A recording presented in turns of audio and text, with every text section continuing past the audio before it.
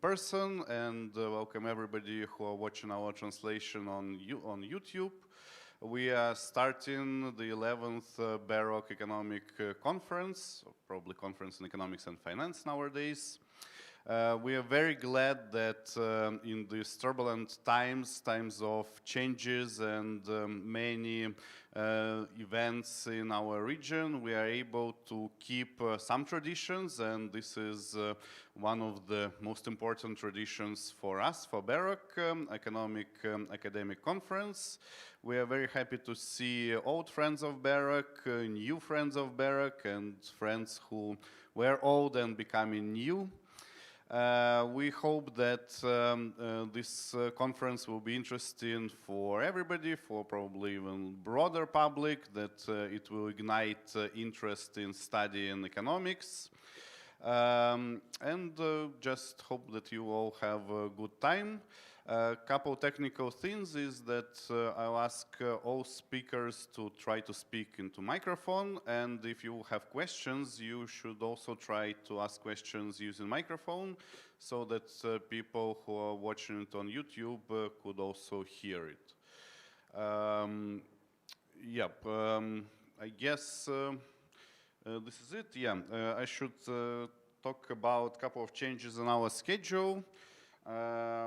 Our gender imbalanced program became even more imbalanced, unfortunately, due to COVID.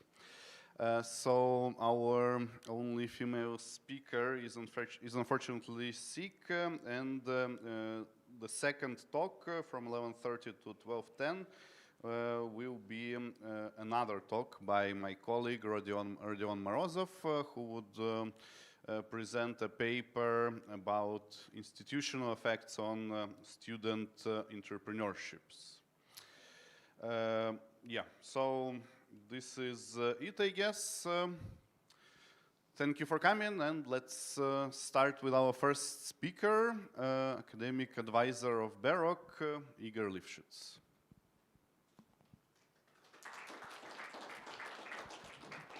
Thank you. Wow. Thanks everybody for being here. Thanks everybody who is online for being online. Please do interrupt. I just realized this morning that I was scheduled for 40 minutes. I guess now I'm scheduled for 55. I am not going to take 55 minutes. Do interrupt, I'll give you the microphone. Stay. I brought slides for, where's my, is this it? Nope, sorry. Where's the clicker? This one? It's not clicking? Should I turn it on? I'm going to take 55 minutes. Do interrupt, I'll give you the microphone.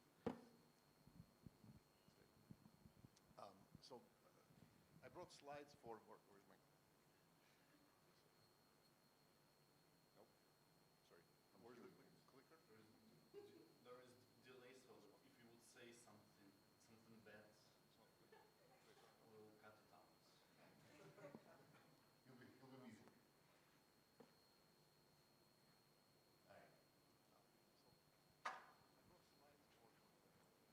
Thanks. Well, we're still way ahead of schedule. So I'm not going to take, I'm probably not going to take 40 minutes unless you ask me a lot of questions. I kind of brought slides for, wait. And how do I, wait. Follow-up question, how do I go back? That's how I go back. Found it. So do interrupt. First of all, the paper is joined with Union Park. We both work for central banks. And it's very important to point out, given the nature of the paper, that the views expressed in the paper are ours and not those of our employers. The paper, it's not exactly a new one, but we're revising it right now. And it goes back to the great financial crisis. And first of all, the joined with Union Park. We both work for central banks. And it's very I'm hearing myself, don't I? Given the nature of the paper. Sorry. The views I'll try to ignore that. The paper is motivated by the great financial crisis, and the basic narrative around the crisis afterwards was, the crisis was kind of originated by a housing bubble. And the housing bubble itself was allowed to inflate, or if you will, fueled by lax lending standards And in turn, these lax lending standards were permitted by lax financial regulation. We're basically going to, and I'm not going to spend any more time on this slide. I think I'm not going to spend any more time on this. I wasn't going to spend any more time on this slide. This thing is not working again. Sorry. How do I make this not work? Can I just have something that I can click on? Or this thing is not working.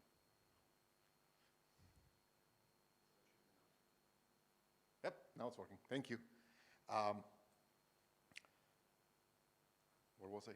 We're going to embrace this narrative, and what we're going to do is basically point out that this loose financial regulation could be an outcome of a political process.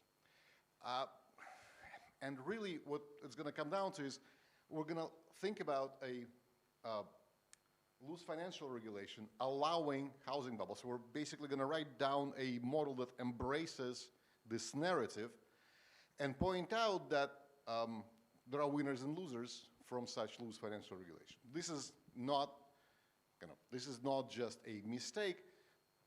There's those who benefit from this loose financial regulation in the run-up to the crisis. And right, so we're going to write down a model where loose financial regulation quite literally allows the banks to gamble, and this is not, those of you who have come to this conference before have seen me present a paper where banks were gambling due to lax financial regulation.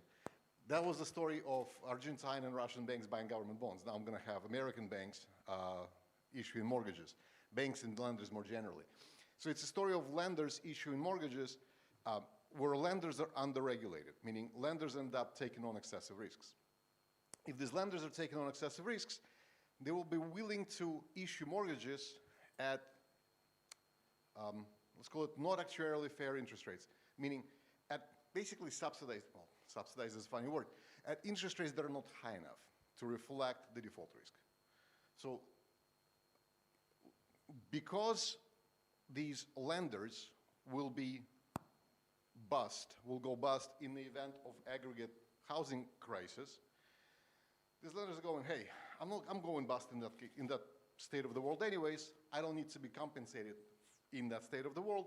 As a result, the interest rates that these lenders will lend at don't reflect accurately the risk of default in the negative aggregate state.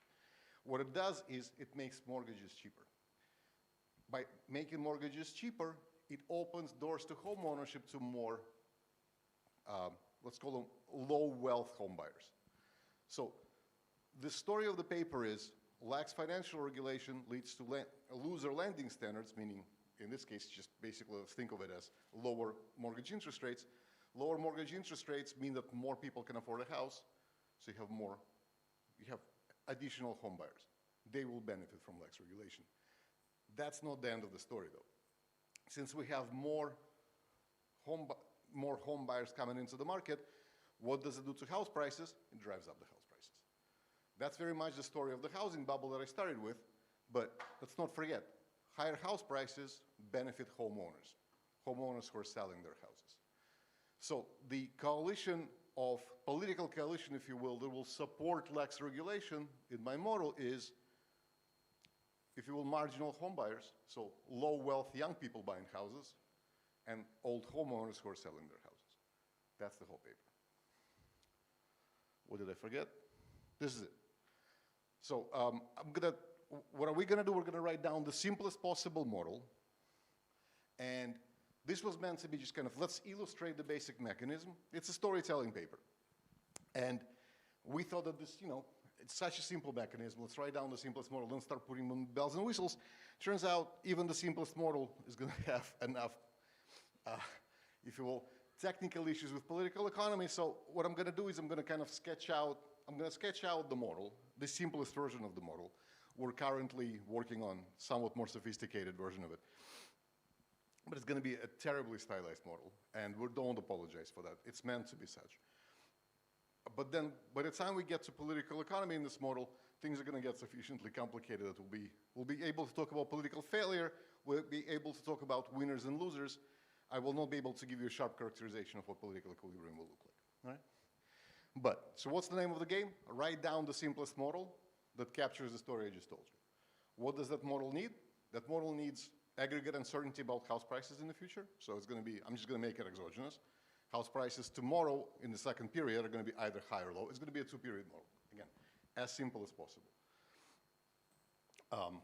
So I'm going to have exogenous aggregate state, which will simply be, are houses expensive tomorrow or cheap tomorrow? And in order to capture my story, it turns out one thing I absolutely need is I need this, I'm calling it construction sector. I need convex cost of constructing houses. Why do I need this? Well, if there is no construction, then there's not going to be any new home buyers. There's fixed stock of houses. That means I know how many home buyers are going to be. So I need to have additional houses being built. Okay, that's clear. I need construction. On the other hand, I cannot have a linear construction sector. So I cannot have constant returns to scale construction sector. Otherwise, the house of prices doesn't respond to how many houses are being bought. So in order for the old people to benefit from lax regulation, old homeowners to benefit from lax regulation, I need the house of prices to be increasing with demand for houses, with lax lending standards. So this curvature in the construction sector is absolutely necessary ingredient in this mix. Okay. And so that's going to be the basic model. We're going to quickly identify winners and losers and then think of what it means in a political equilibrium. All right? Questions so far? All right. As I said, I prepared these slides for a much shorter presentation. So the next, yes.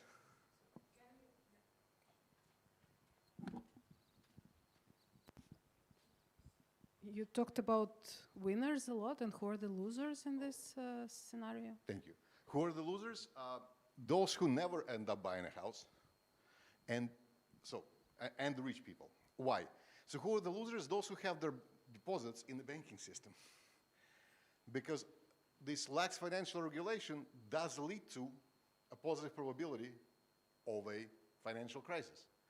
And in financial crisis, who loses?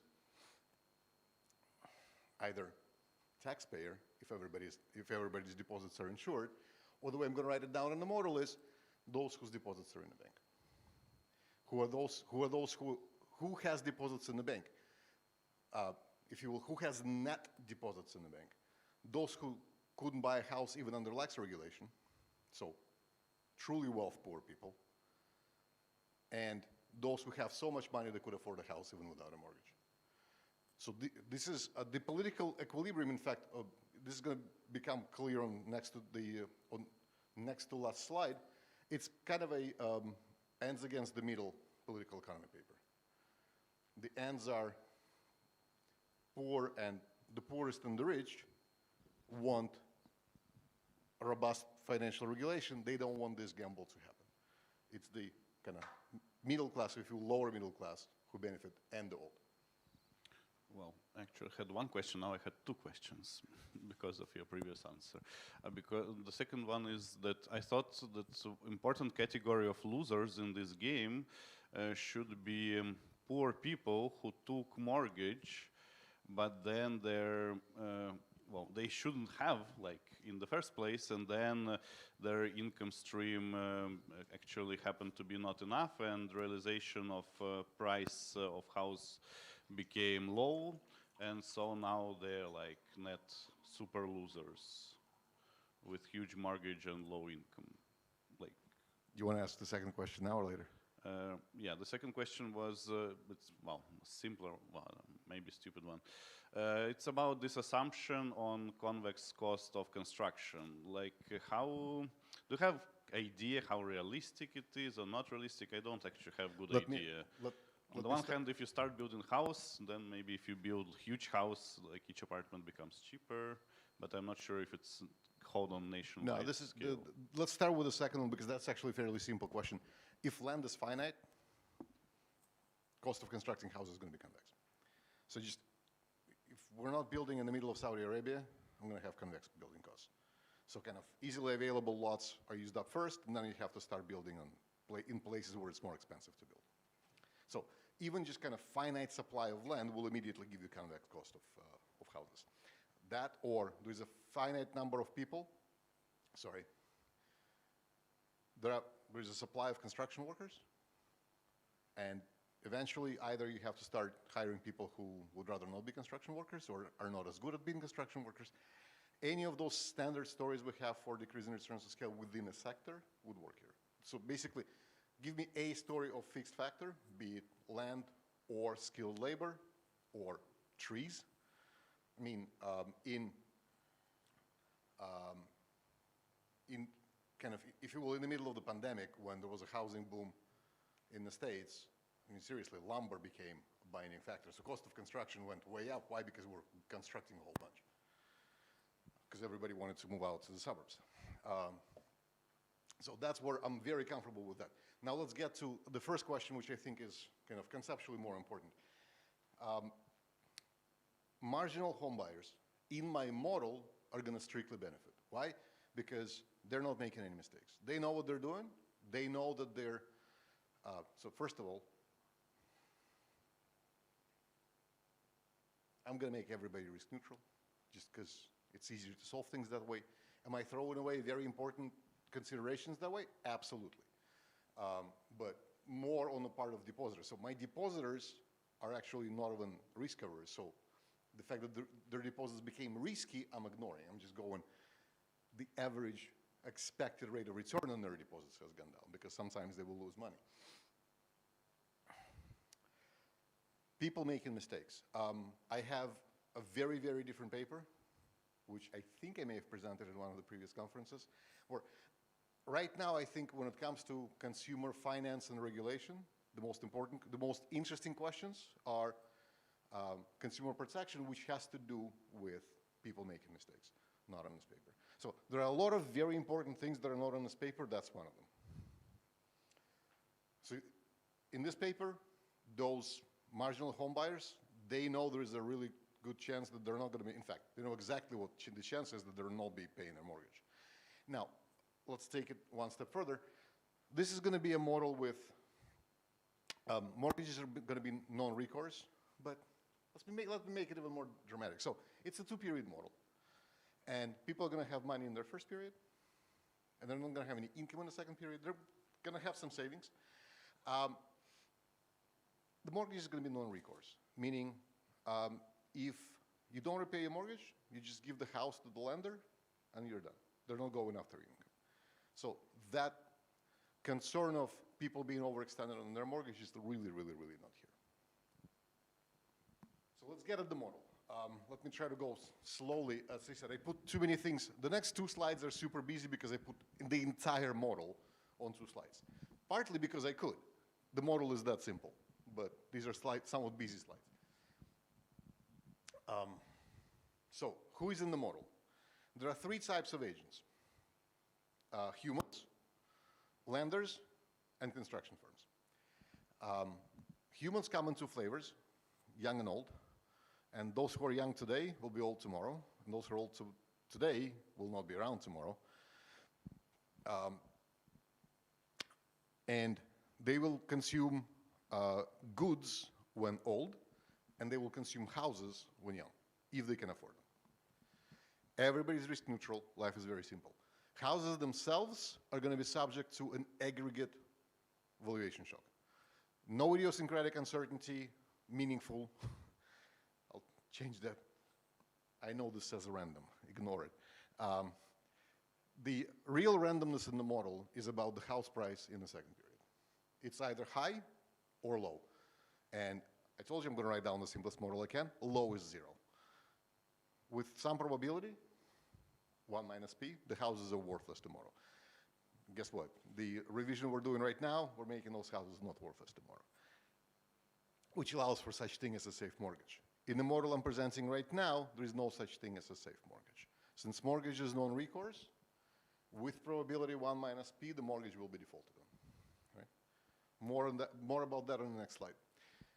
So, people consume goods when they're old and houses when they're young. People are born with wealth, income, whatever you want to call it. Why? Let's call it wealth. They're born with it. The slide says it's random. The important thing is there is a heterogeneity of wealth across people. This is not about randomness. By the time I walk into this model, that uncertainty has been realized. So there is distribution of wealth across young households. And young households they can't consume the goods yet because they're just not hungry. They're going to get hungry when they're old. Right now, they just want a house. So they can either buy a house if they can afford it, and they can take out a mortgage to do so. And whatever excess, if they didn't buy a house, or if they have wealth after they have bought a house, they deposit that in the banking system. They have no other means of investing other than the banking system. Bankers are coming on the next slide. Households derive utility U from owning a house. And tomorrow they either consume CL if the realization of house price is low, or CH if the realization of house prices is high. No, I cannot. If I could click on objective, you would see the entire household objective function. Household problem. If you want to see one, let me know, we'll figure it out. Now, that's young people. That's where all the action is. Old people are boring. Some of them have houses. Measure age 0 of them, but there is measure 1 of young people. Some of the old people have houses, so there is stock age 0 of houses out there. They will sell those houses and consume the proceeds.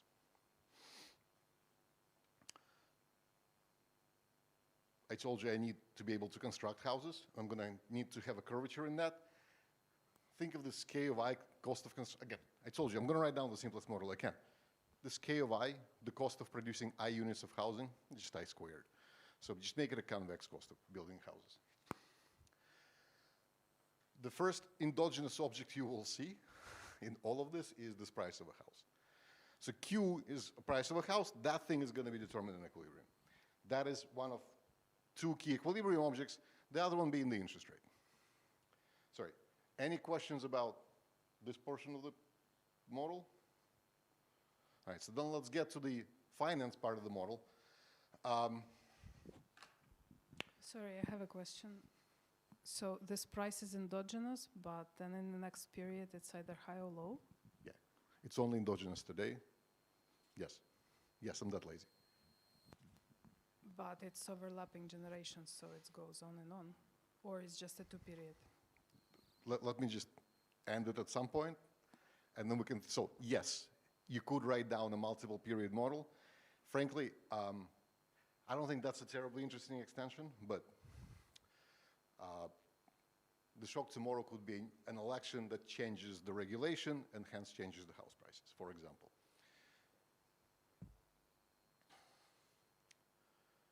Or election that changes the tax treatment of house, but whatever it is that changes the value of the house. And I'm taking that completely as exogenous. So, you know, we could talk about, I'm literally going to have a bubble. I'm going to have a housing price in the interesting equilibrium that's higher than the fundamental value. No, that's higher than the fundamental value of the house. And we could talk about probability of the bubble bursting. And right now I'm making it completely exogenous. And we literally haven't even thought of kind of thinking about this explicitly as probability of a political change that leads to.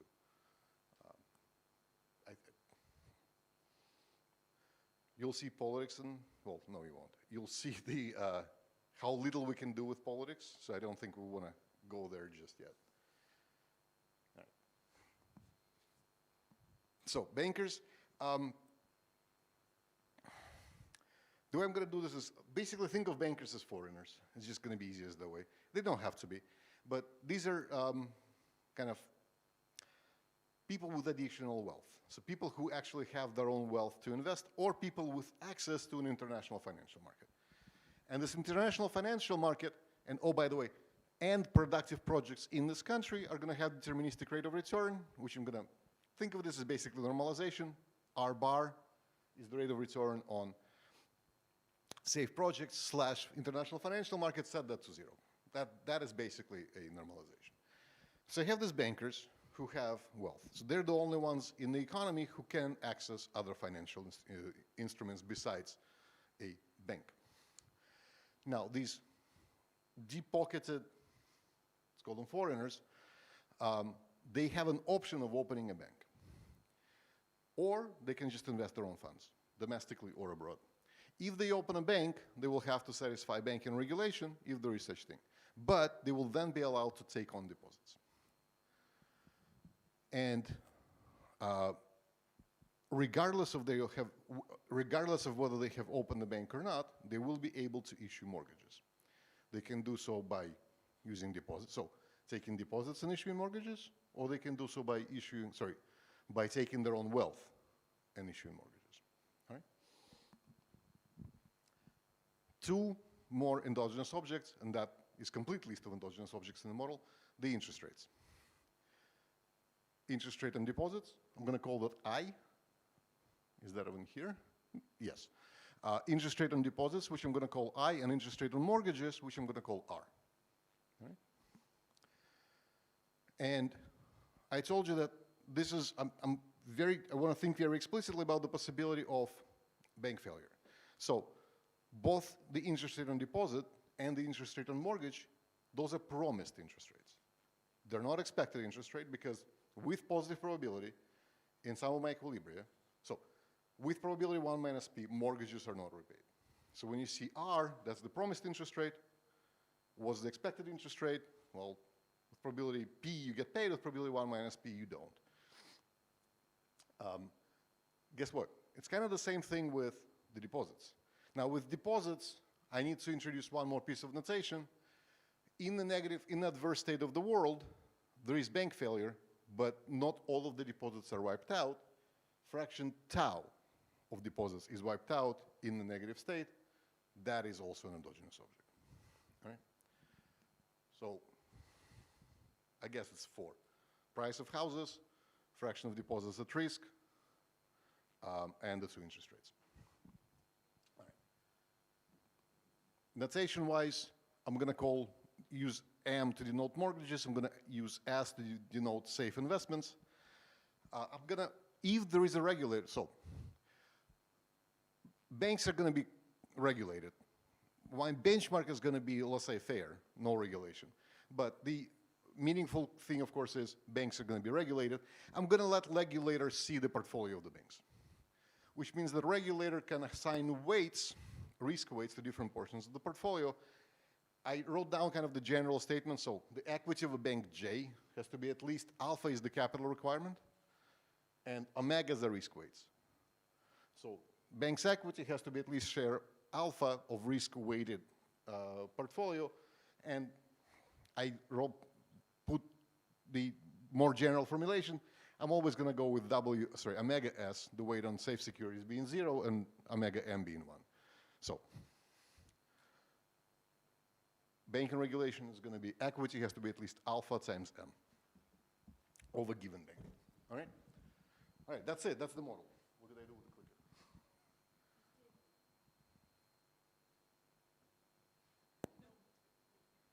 There we go. Thank you. All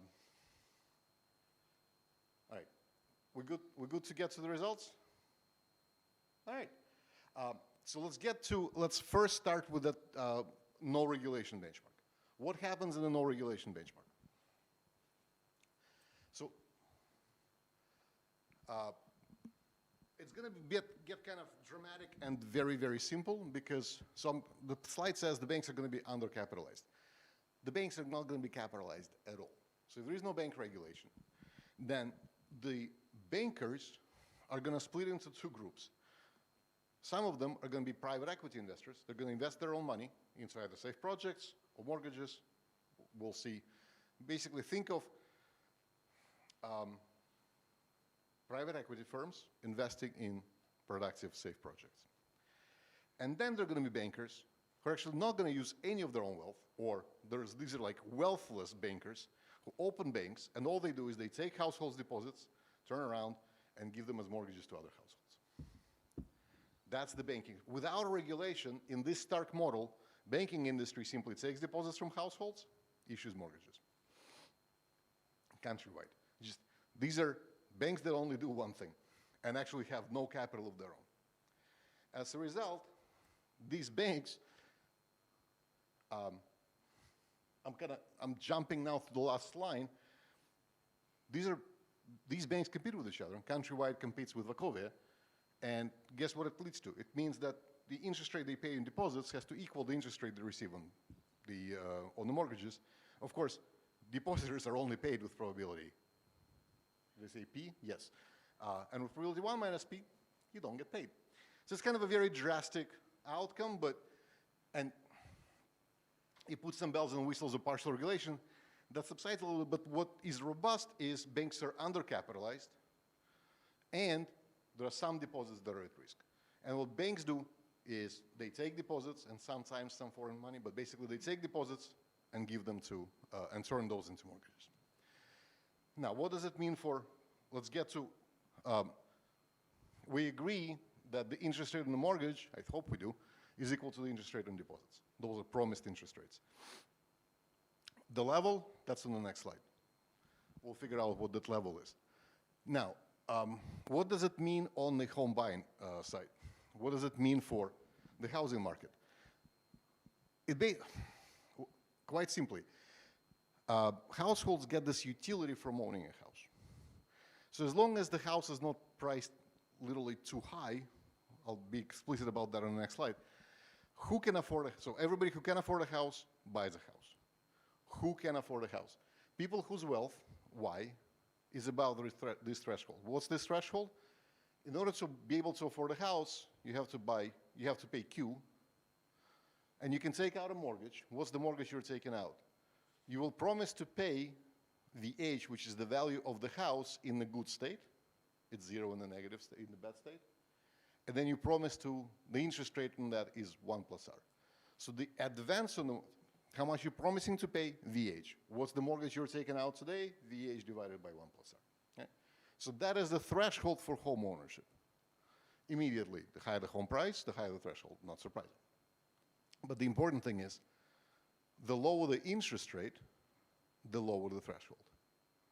If R is depressed by lax regulation, it means more households are buying a house.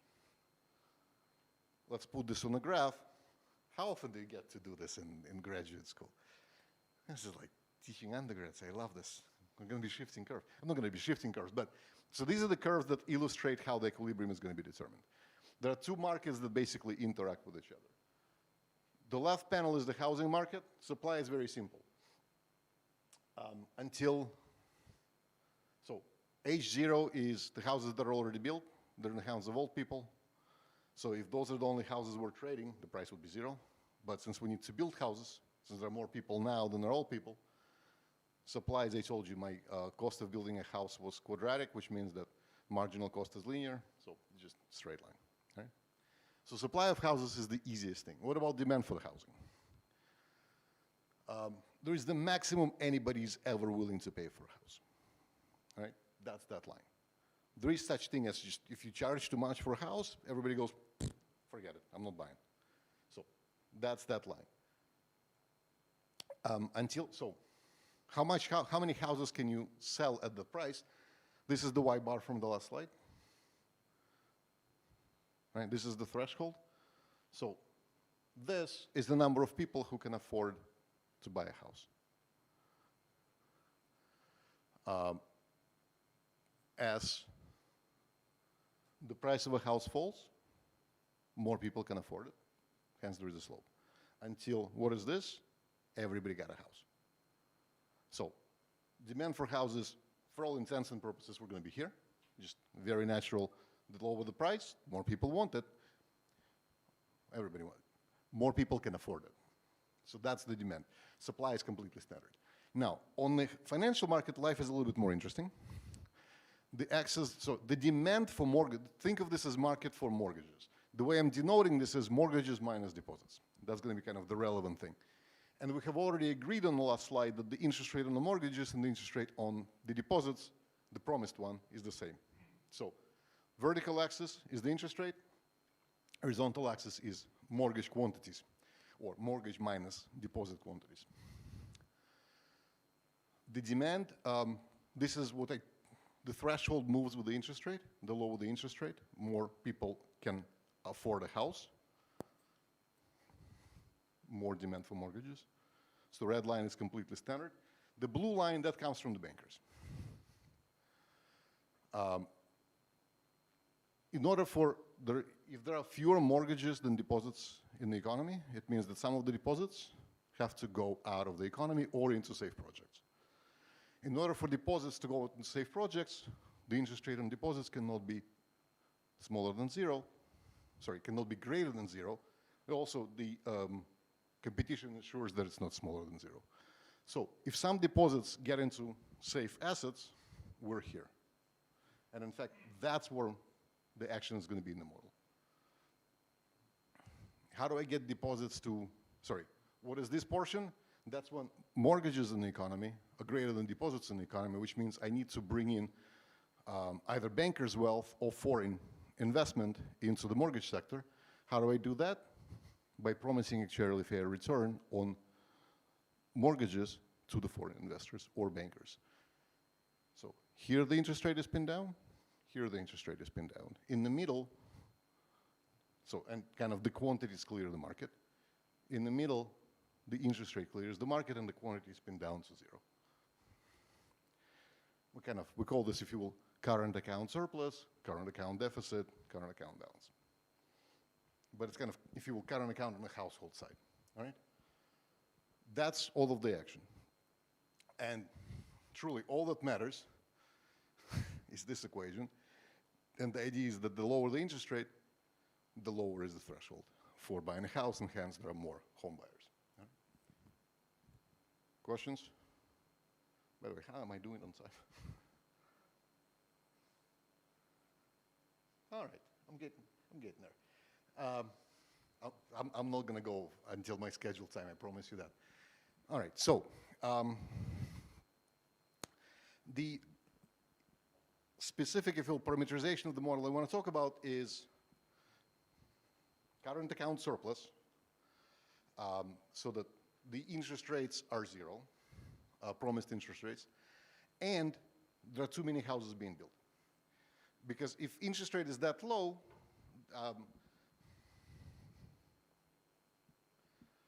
conceptually, the model can be here, here, or there. If I am there, I don't have a story. Because if I am in this, if equilibrium is in this portion, then house prices are, then the interest rate on mortgages accurately reflects the risk of default, and there's going to be no excess construction. So if I want to have excess construction, I basically have to be here. And ideally, for my story, I have to be the current account surplus. All right? So equilibrium I want to talk about is a current accounts equilibrium where there are more deposits than risky mortgages. That's important. Not mortgages, risky mortgages. And the reason that, let's say, fair equilibrium is inefficient, let's be clear, it's not the risk of banking failure, because everybody's risk control. So risk here is not a problem. The only source of inefficiency in my model is either constructing too many houses or too few houses. The model is capable of doing either. The one I'm interested in, because of the narrative, is I want to talk about overproduction of houses. How do I get overproduction of houses? The interest rates are too low, too many people can afford them. And of course, if that's the case, regulating the banks, forcing the banks to put their capital if they want to issue mortgages, is capable of restoring efficiency. All right? And now we're getting into quote-unquote politics. So, let's be clear. I'm repeating myself now, I know, but this is the important bit. Lack of regulation leads to inefficient, incorrectly low interest rates. Incorrectly low interest rates mean there are more borrowers, more people who can buy a house. So hence more home buyers, hence higher home prices, which benefit the old home sellers. So who are the beneficiaries? Oh, and it's not on this slide, it's going to show up later. Who else benefits? Whoever owns the construction company or land. I'm just going to pretend that old people own land/construction company. So who benefits from excess from the housing bubble? Young people who wouldn't be able to afford a house otherwise. Old people who get to sell their house at good price, and those who are building the houses. who loses? Those who have money in the bank. All right, that's it. That's the economics of it. Politics, it gets to be really cute. So the basic point is, again, said it before, it's the coalition of subprime, if you will, home buyers and home sellers that support lax regulation. And that's my ends against the middle graph. So there are two ways I can do this, since just because I have time and a clipboard.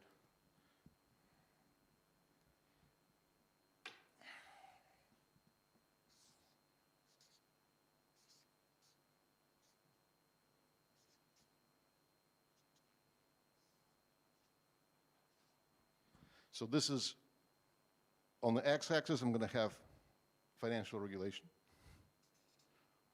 going from 0 to banks have to own the entire mortgages that they produce, that they issue. And this is the,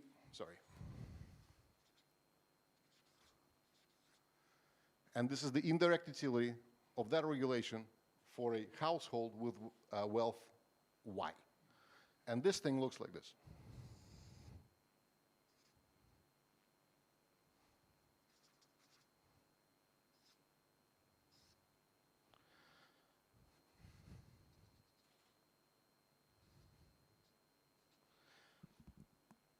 Alpha hat is the level of regulation that makes this household barely able to buy a house.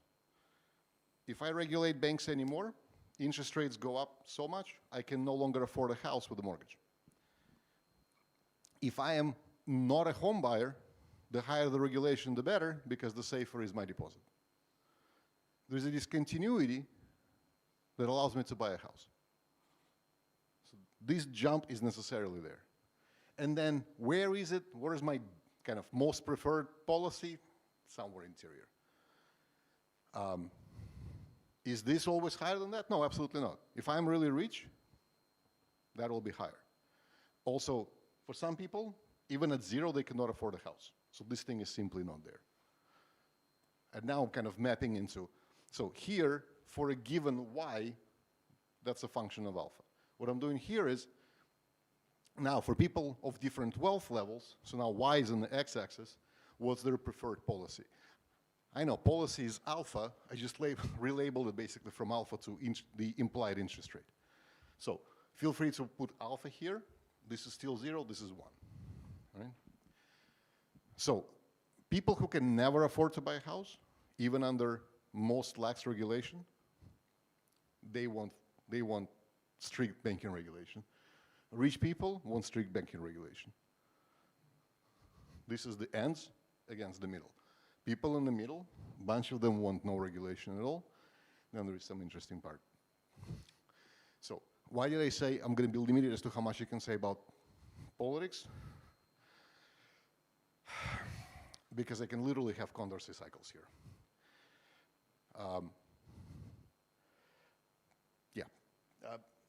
If you want to get into, this is proper kind of, I don't know if it's political economy or just political science. The election games, this is not a well-behaved one. I can literally have no Condorcet winner. So, but the robust thing is, I have this ends against the middle situation, and another robust thing is, I can give you sufficient conditions for when efficient regulation loses against the lax regulation.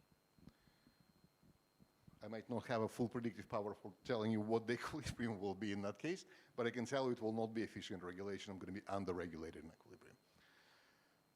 That's it. That's the story. Did it at least take 40 minutes? I think it took 40 minutes. That's exactly what I did. So what's the story again? Because I haven't repeated myself enough. Lax regulation of banking, of lending sector, mortgage lending sector. Again, doesn't have to be,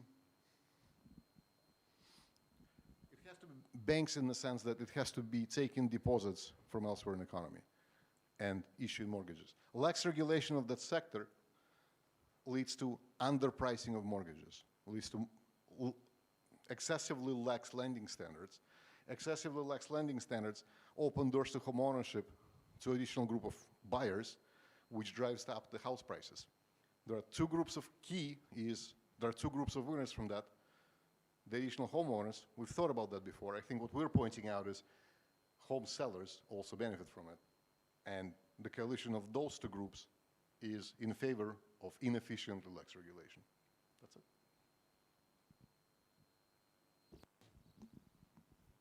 May I have a question? So what happened to this majority coalition after the financial crisis? Old people are dead. Not so fast. You mean in the model or in reality? Well, can you, through the lens of the model, explain what happened? In fact, one of the things we're doing in the revision is to actually go into, we're building an empirical section. Kind of in the tradition of Trebi, Mian, Trebi, and Sufi, I think is it? No, Mian, Sufi, and Trebi. In tradition of Mian, Sufi, and Trebi, we look at voting records of congressmen and women relative to kind of characteristics of their respective districts, and how the heterogeneity, there are some districts which seem to be, which our model predicts should be in favor of lax regulation based on A, home ownership rate, and B, more importantly, wealth heterogeneity.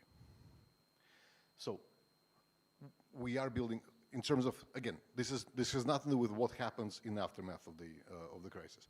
I think, frankly, we have nothing to say about the aftermath. But what this tells us is, I mean, it does have testable predictions for which, if you will, as a Canadian, I want to say ridings, which electoral districts would support lax regulation. So we're looking into that. Now, why am I talking about, so me and Sufi and Trebi, what they looked at is who got contributions from mortgage lobbies. So there's no question that that's important.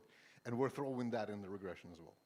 So, and what we're finding preliminary is controlling for who gets contributions from mortgage lobbies, the wealth inequality in their home riding is predictive of their voting record. So, but watch that space. We promise to finish the revision within a month. Working on it. Any more questions? I was just wondering, is it really a zero-sum game? So the gains of, no. So what is the? No, thank you. In fact, when I say efficient, if this were a zero-sum game, I would have zero notion of efficiency because all the allocations, as far as I'm concerned, would be equally efficient. In fact, when I say efficient, what I'm not for a second taking into consideration is how are resources allocated from rich to poor, from young to old. All of that is out of the window. The only notion of efficiency, since everybody's risk neutral and my planner has equal weights on everybody, the only notion of efficiency that's at question here is, are we building the efficient number of houses? And thanks for bringing this up. This is very important. In fact, I told you that my model is capable of so the story I want to tell is story of overconstruction, building too many houses. The model is perfectly capable of generating under-construction. How can that be? Quite simply, the planner wants so many houses that the young wouldn't actually afford them. The planner wants to tax the rich, give it to the poor, and they'll build enough houses. So I'm completely abstracting from redistribution. Redistribution is de facto happening, but it's neither the aim nor a concern of the planner. So when I talk about efficiency here, it is exactly this deviation from zero-sum. Now, when I talk about voting patterns, the redistribution is obviously important there. So young people do understand that basically the new home buyers, they get why do they get to buy a house? Because the poor depositors lose. So the poor and the very rich end up losing, and that's what allows the middle income to get into a house. All right. Thank you.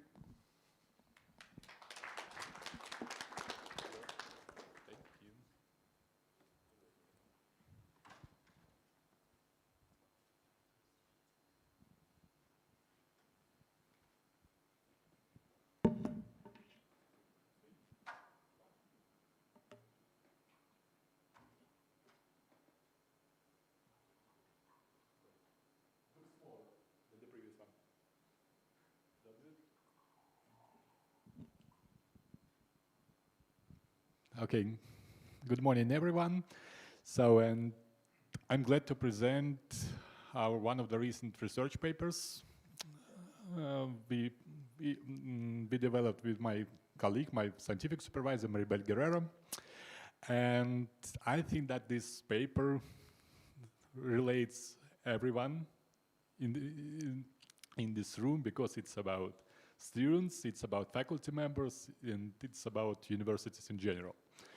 So, and in fact, in this paper, we plan to research the influence of different level institutional factors on students' entrepreneurial dynamics. Why this topic is so important? The answer is quite clear. So the first idea behind studying entrepreneurship at higher education institution is that all the universities are like greenhouses for future entrepreneurs. We know that many technologies coming from universities, from research laboratories at universities, and from like different student startup competition become quite successful startups. Everyone knows many of them, and that's why these attract attention of policymakers, of researchers, analytics, and university managers that position the universities as like entrepreneurial universities or entrepreneurs universities that have one of the goals to foster future entrepreneurs. So, and particularly in this paper, we assume that entrepreneurship per se is like a multi-level phenomenon that is embedded in different areas, in different spaces, starting from countries, going forward to regions, universities, and other organizations. So it means that factors at each of these levels may influence students and other people intention to start their own business, at least in future. So, and at the same time, this diversity, cross-regional, cross-country, cross-organization diversity explains the difference in rates of entrepreneurship in these areas, in these spaces. At the same time, we see that the environment in post-socialist economy, we call them like post-socialist, and we attribute to this group of countries all the countries of former Soviet Union and other European countries that was part of this, let's say, socialist world. And we know that institutional environments in these countries are substantially different from those in developed Western market economies. And in fact, we believe that, and other authors believe that it has a very substantial influence and in populations' willingness and capabilities to start their own business at a certain time in their career. So, and our research question is about how does interplay of diverse institutional conditions influence students' entrepreneurial dynamics in post-socialist and market-oriented economies. What is important to know here that in the post-socialist context, there are a lot of constraints for entrepreneurship in the sphere of informal institutions.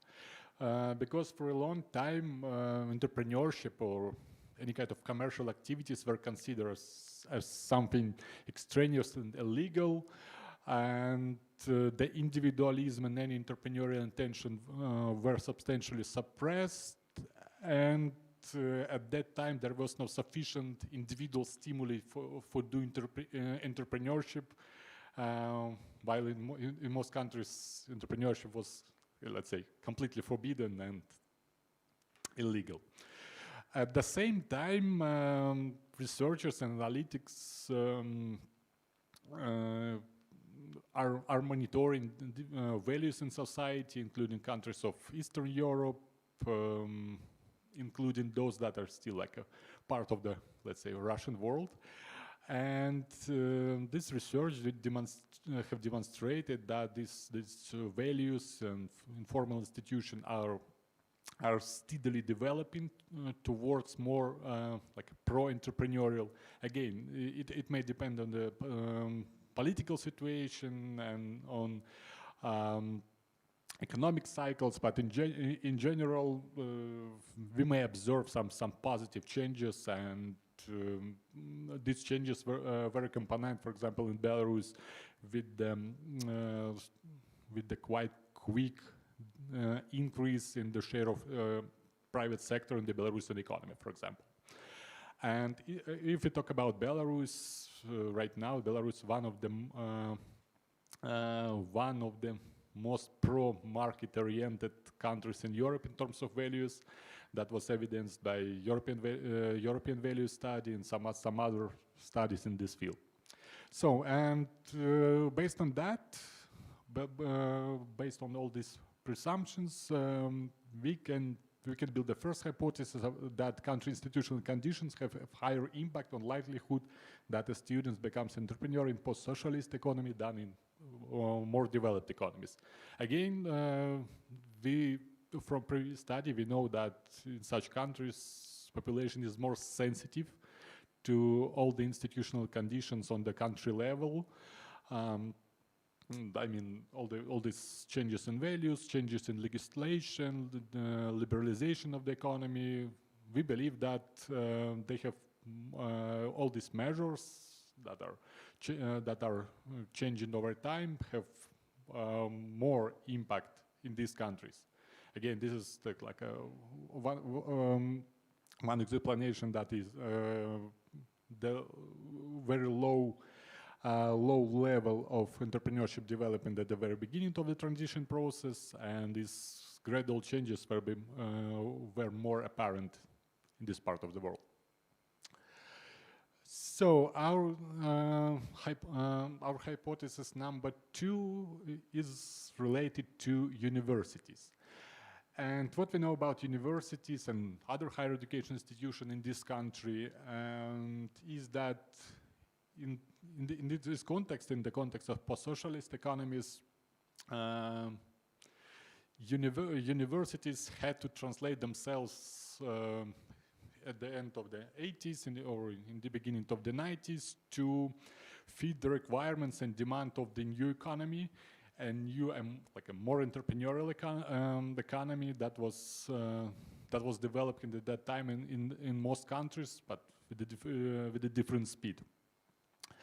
In addition, at that time, and I would say till recent times, universities have become one of the key transmitters of knowledge and institutions from Western countries. So many students, many faculty members, many researchers participated in different European, US programs, exchange programs, grant programs, participated in different research projects. And in this sense, universities became like transmitters of this knowledge on this pro-entrepreneurial and market-oriented vision to these countries, especially in the 1990s. Also, some researchers say that universities in this economics can somehow reduce the institutional constraints for young entrepreneurs, providing like a, like a bubble inside universities that can facilitate and foster entrepreneurship at least within this bubble, regardless of the overall context. So, and that's why the second hypothesis is about the impact of universities context on the likelihood of students becomes an entrepreneur in post-socialist economies. We believe that the role of universities in this process is more prominent in post-socialist economies. And number three, our hypothesis number three is about differences in universities. Everyone knows that in this part of the world, we have a lot of traditional universities established even centuries ago, established in Soviet times, and actually each of us has his or her own impression about such, let's say, old-fashioned traditional university or classical universities.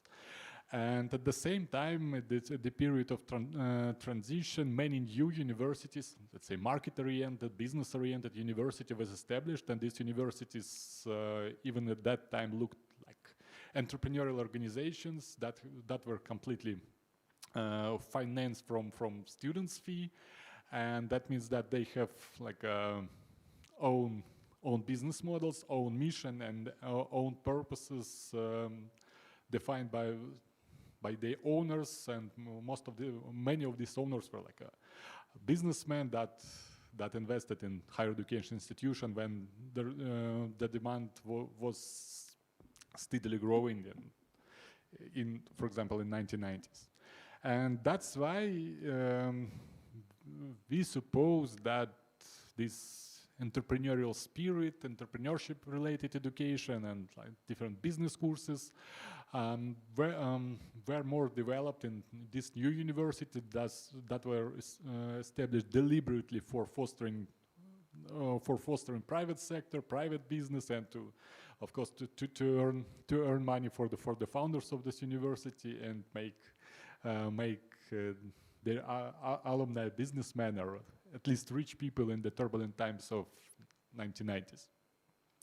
So, and our third hypothesis, called H2B, is about the influence of these new universities and their decisive role in building entrepreneurship capital among students.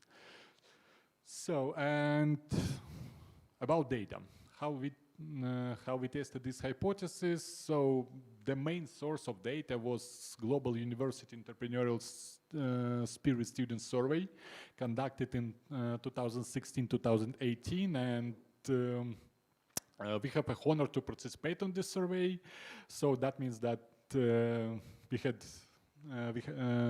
have like, access to all the data, all the individual level data from these surveys, and that's why we benefited from these surveys, capturing individual level data. So we used European Value Studies Survey, and all the countries included in our study and our data set actually participated in all of these surveys. And also we looked at bachelor students only that are under 30, who are not exchange students. We consider only cases where higher education institutions were identified.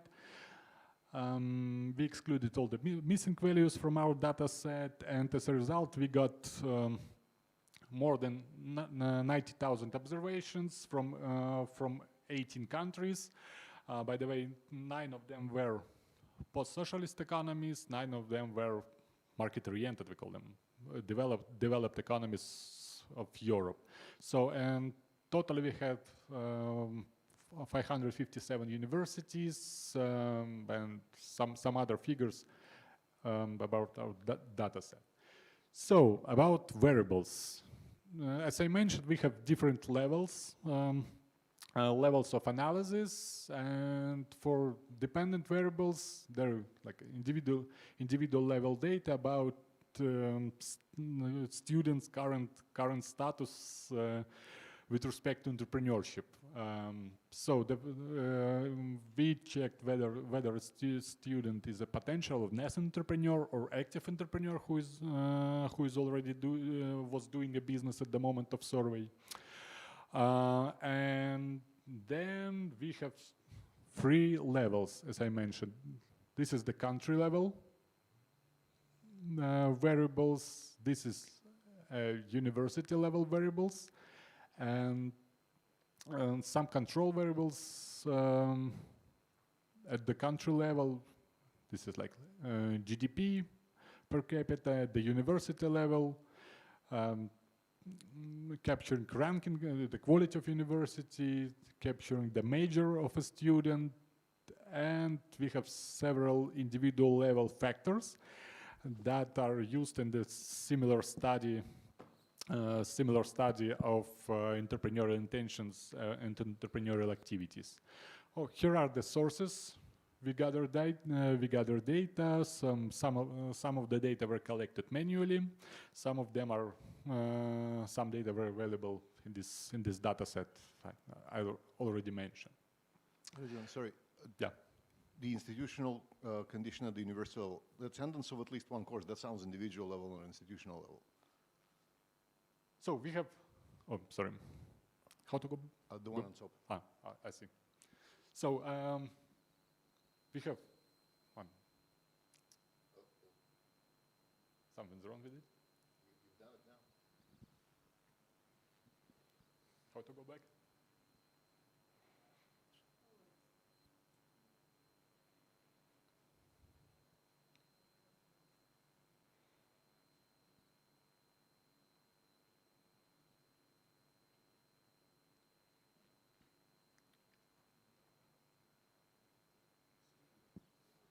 Run out.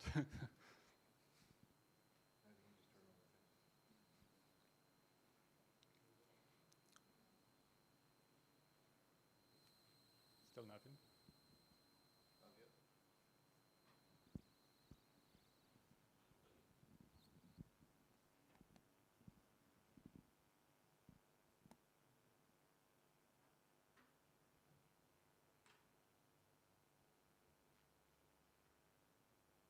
This is because you asked. Yep. There we go.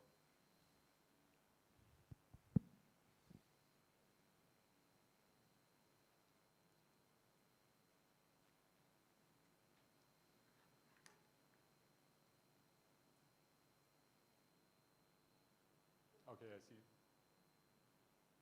Let me go back. The clicker doesn't work. There we go. Here we go.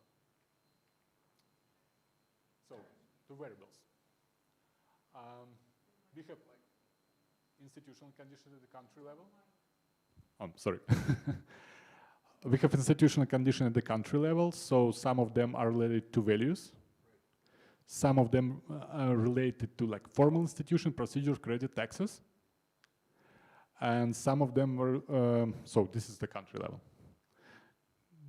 Now we go to the institutional condition university level. They're like, assessed by students within this GAS survey. So this is about supportive environment, how they perceive, and entrepreneurship education. So, and actually, your question was about? The second one, so if I understand correctly, the entrepreneurship education is, did this specific student attend an entrepreneurship class? That sounds like an individual decision, not the university institutional environment.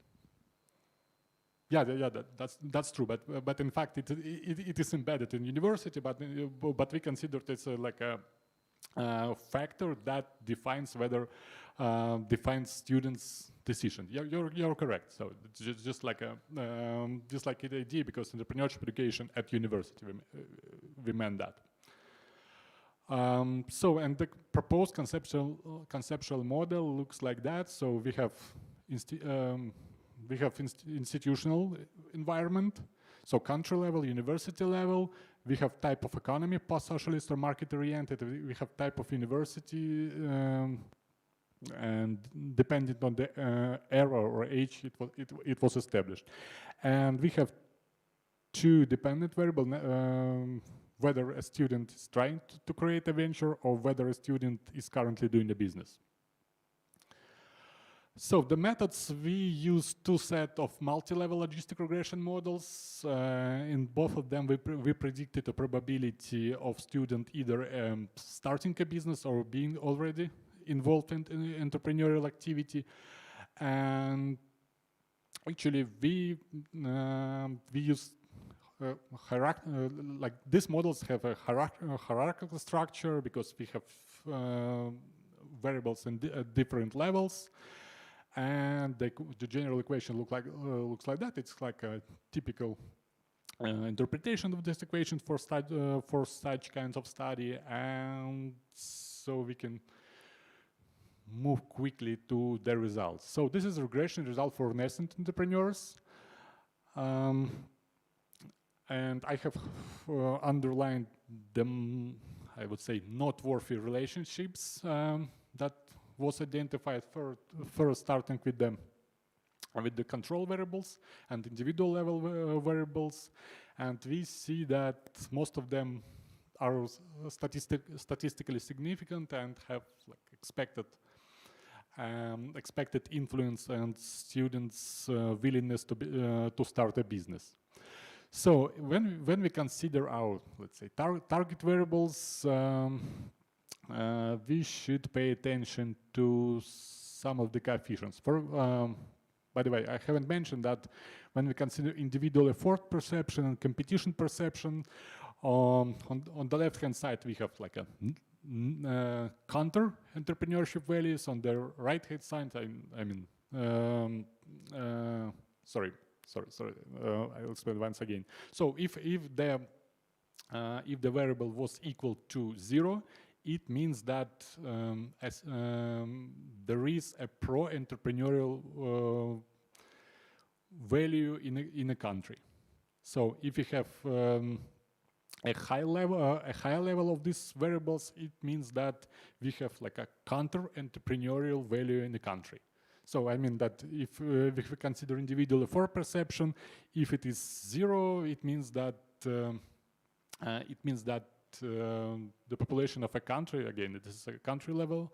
That it means that the population supports pro-entrepreneurial values, and vice versa. This is true for first two variables about competition perception and individual efforts. So, and we see that as for competition perception, there are no statistical significant coefficients. It means that perception, whether competition is good or harmful for the economy, does not relate it to the entrepreneurial intention. At the same time, when we consider individual like a perception of whether individual stimuli for economy or equalizing versus equalizing income values, we see that the more people in the country perceive that individual efforts are bad. And in this case, we have a negative and statistically significant coefficients, meaning that in countries where population supports like equalizing incomes, students have less interest in starting a business. So this is going to be the main interpretation of this coefficient. And also we see that there is a difference of formal policies stimulating entrepreneurial activities. For example, in post-socialist economies, we have statistically significant positive coefficient for credits. It means that if it's easy to obtain credits, if access to credit is quite easy, this stimulates students to think about starting a business. And as for taxes, is whether it's easy and quite convenient to pay taxes, it is supposed to stimulate entrepreneurial intention in all economies. So what is important next when we consider post-socialist economies, in particular old and new universities, we see also some important difference. Oh, I should mention that entrepreneurship education matters everywhere.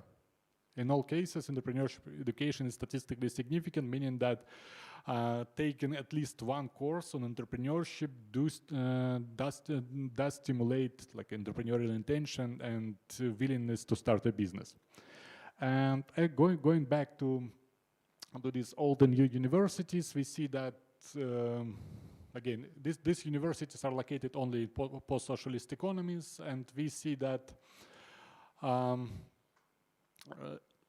that supportive environment, I mean, in general, environment and universities that supports entrepreneurship.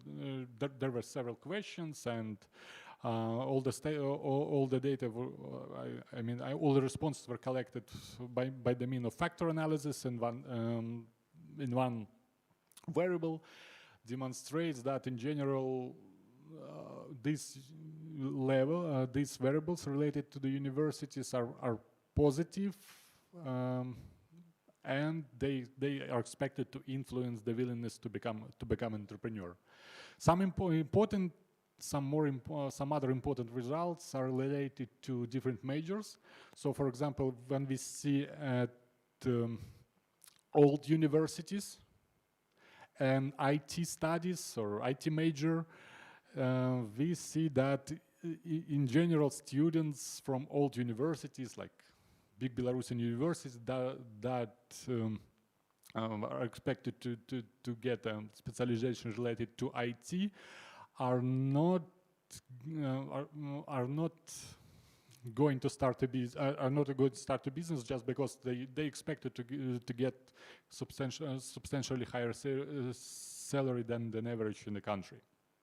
So, and as for business studies, we see that this major is relevant for new universities that were established in the post-socialist era. So, almost the same table for the active entrepreneurs, for those who were doing business in the moment of study. And what is important here is that entrepreneurship education still matters. At the university level, we have negative and statistically significant coefficients for supportive environment, and we can explain it that by the fact that when a student starts a business, he or she may understand that the environment established or created at the university is not very supportive, because from his or her experience, they understand that it could be better. So what else I would stress here is that all these institutional conditions at the country level are not so important for doing business. As for formal institutional factors, I would stress the impact of paying taxes score from doing business survey, and this means that in post-socialist economies, it's very important to create like a taxation system that will that is favorable for doing business even within the university communities. So it means that the easier is the paying taxes procedure and tax administration, the more young people will start doing business. So we conducted a robustness check by running one-level logistic regression models and calculating post-estimated predictive margins. And we see that in the case of nascent entrepreneurs, students from post-socialist countries are more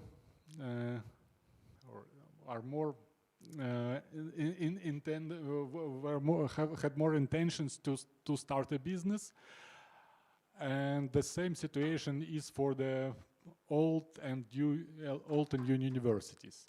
And if you look at the similar results for active entrepreneurs, the situation is slightly different. For example, we may observe that more students in more developed countries, market-oriented countries, were doing business in the moment of a survey. So to some extent, it can be explained that in these countries they see more opportunities in let's say high-tech business or in the business where substantial human capital is required, and in this case they may more focused on the business that can somehow substitute their study at the university. And here we don't for active entrepreneurs we don't see the difference between different kinds of university in post-socialist economies. But in fact, even these predictive margins to some extent confirm our hypothesis and help to answer our research question. So some of the noteworthy findings I just sum up on one slide. Most of them I have already mentioned. And we still see what I would like to emphasize, that we still see that university context is more important than the institutional conditions on the country level, while still the largest share of variance can be attributed to the individual level factors. And these individual level factors are mostly parents, entrepreneurs, and like social pressures from colleagues, parents, and friends. Under this social pressure in this Global University Entrepreneurial Spirit Survey is meant that this circle of people mostly support entrepreneurship and involvement in entrepreneurship by the student. So as for country level, I have already mentioned all these main findings, and I would also show some contribution and application of this study. First, we see that universities are confirmed to play a crucial role, especially in the post-socialist countries with underdeveloped entrepreneurial institutions, both formal and informal at the country level.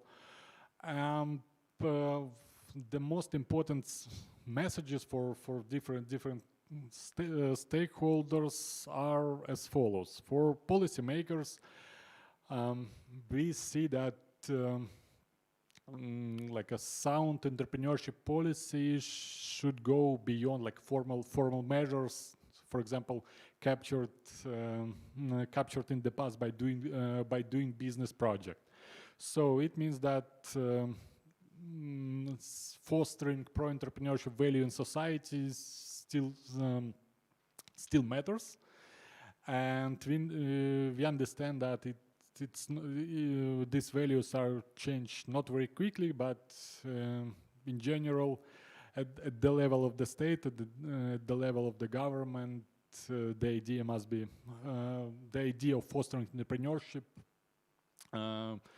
should capture these findings that different kinds of informal institutions still matter. So for university managers, we see that entrepreneurship education has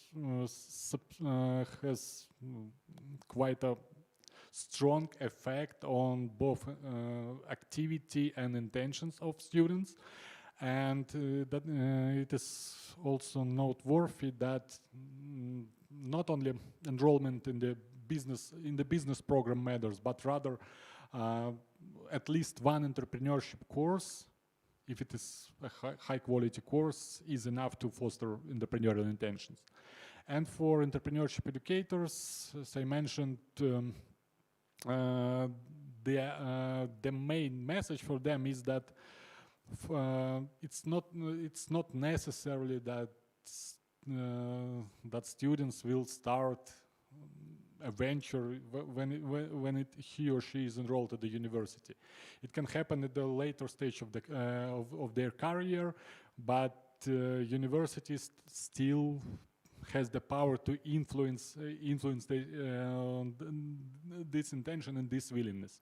And it's important because some of the universities even set goals of how many universities should be involved in entrepreneurship. They try to somehow quantify this as an outcome and as a statement for different donors and different partners in the country and around. So, and as for limitations of future research lines, in this study we didn't pay attention to regional factors, regional level factors, because to some extent the data cannot be obtained from regions. On the other hand, some regions in post-socialist countries and Western countries are substantially different, and we can be consistent comparing different regions. Again, we acknowledge that there are a lot of different other metrics and proxies of institutional conditions, formal and informal, but we try to use the most widely employed for such kind of studies. And as in many cases, individual level variables were based on the survey of students, and this survey were not like the samples were not stratified, and that's why it creates a kind of bias. And as for future research lines, we see that we can or other researchers can try to capture differences in post-socialist economies. I mean, the path of transformation, speed of transformation, and in general some political aspects of development of the private sector and business in these economies. And future studies may also focus on so-called impactful or high-tech entrepreneurship among students, because it is expected to be the main output for academic entrepreneurship or entrepreneurship within higher education institutions. So that's it from my side.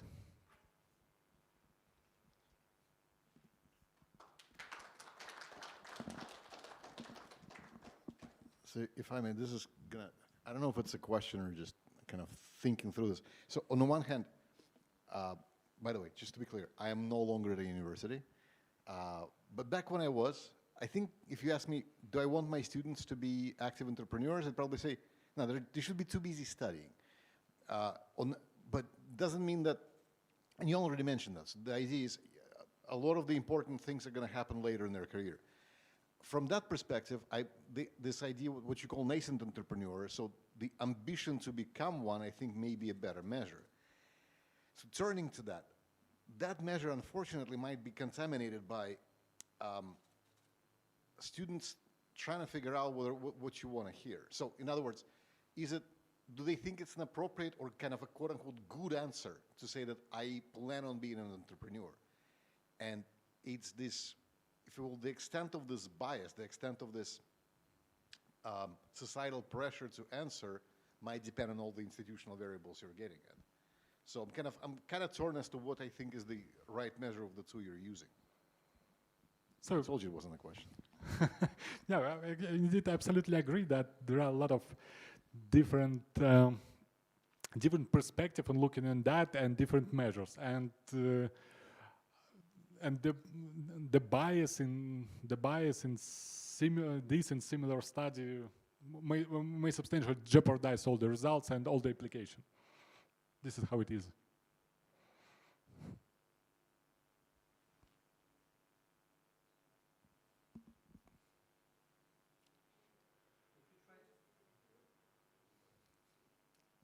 want to.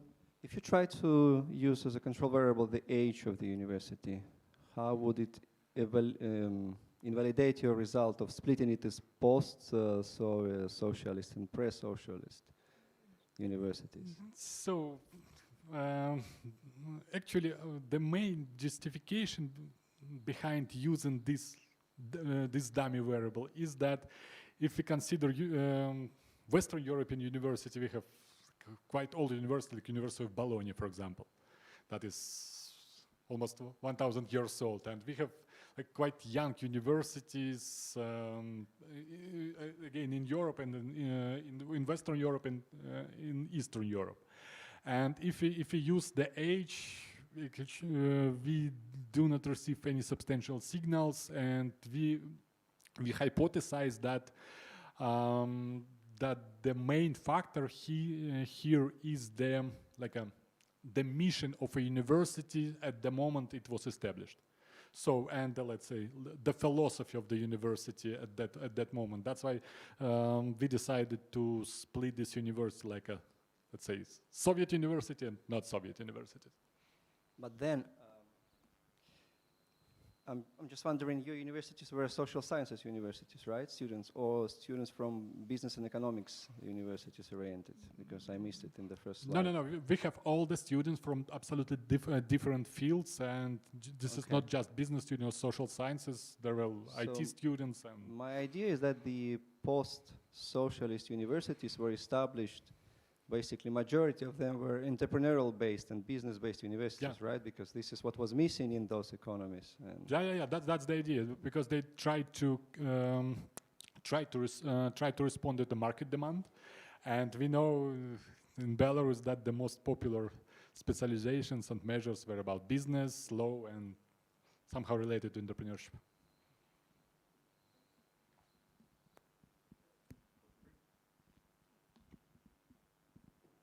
Thank you again, and let's go for a coffee break. Let's be back at 12:40, sorry.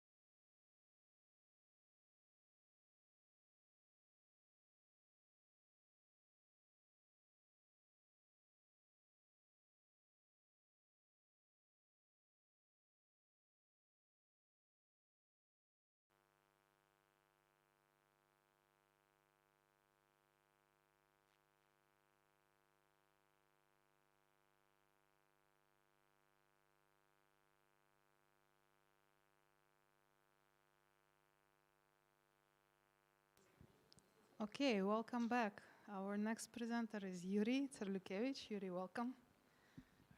Hello, Katya, thank you very much. And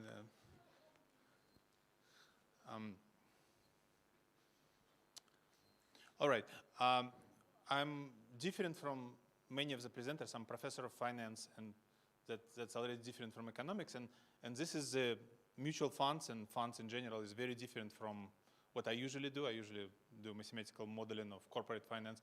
This is new paper that was just finished like a week ago with George. This guy is known as Go Aragon, a famous guy in a mutual fund business.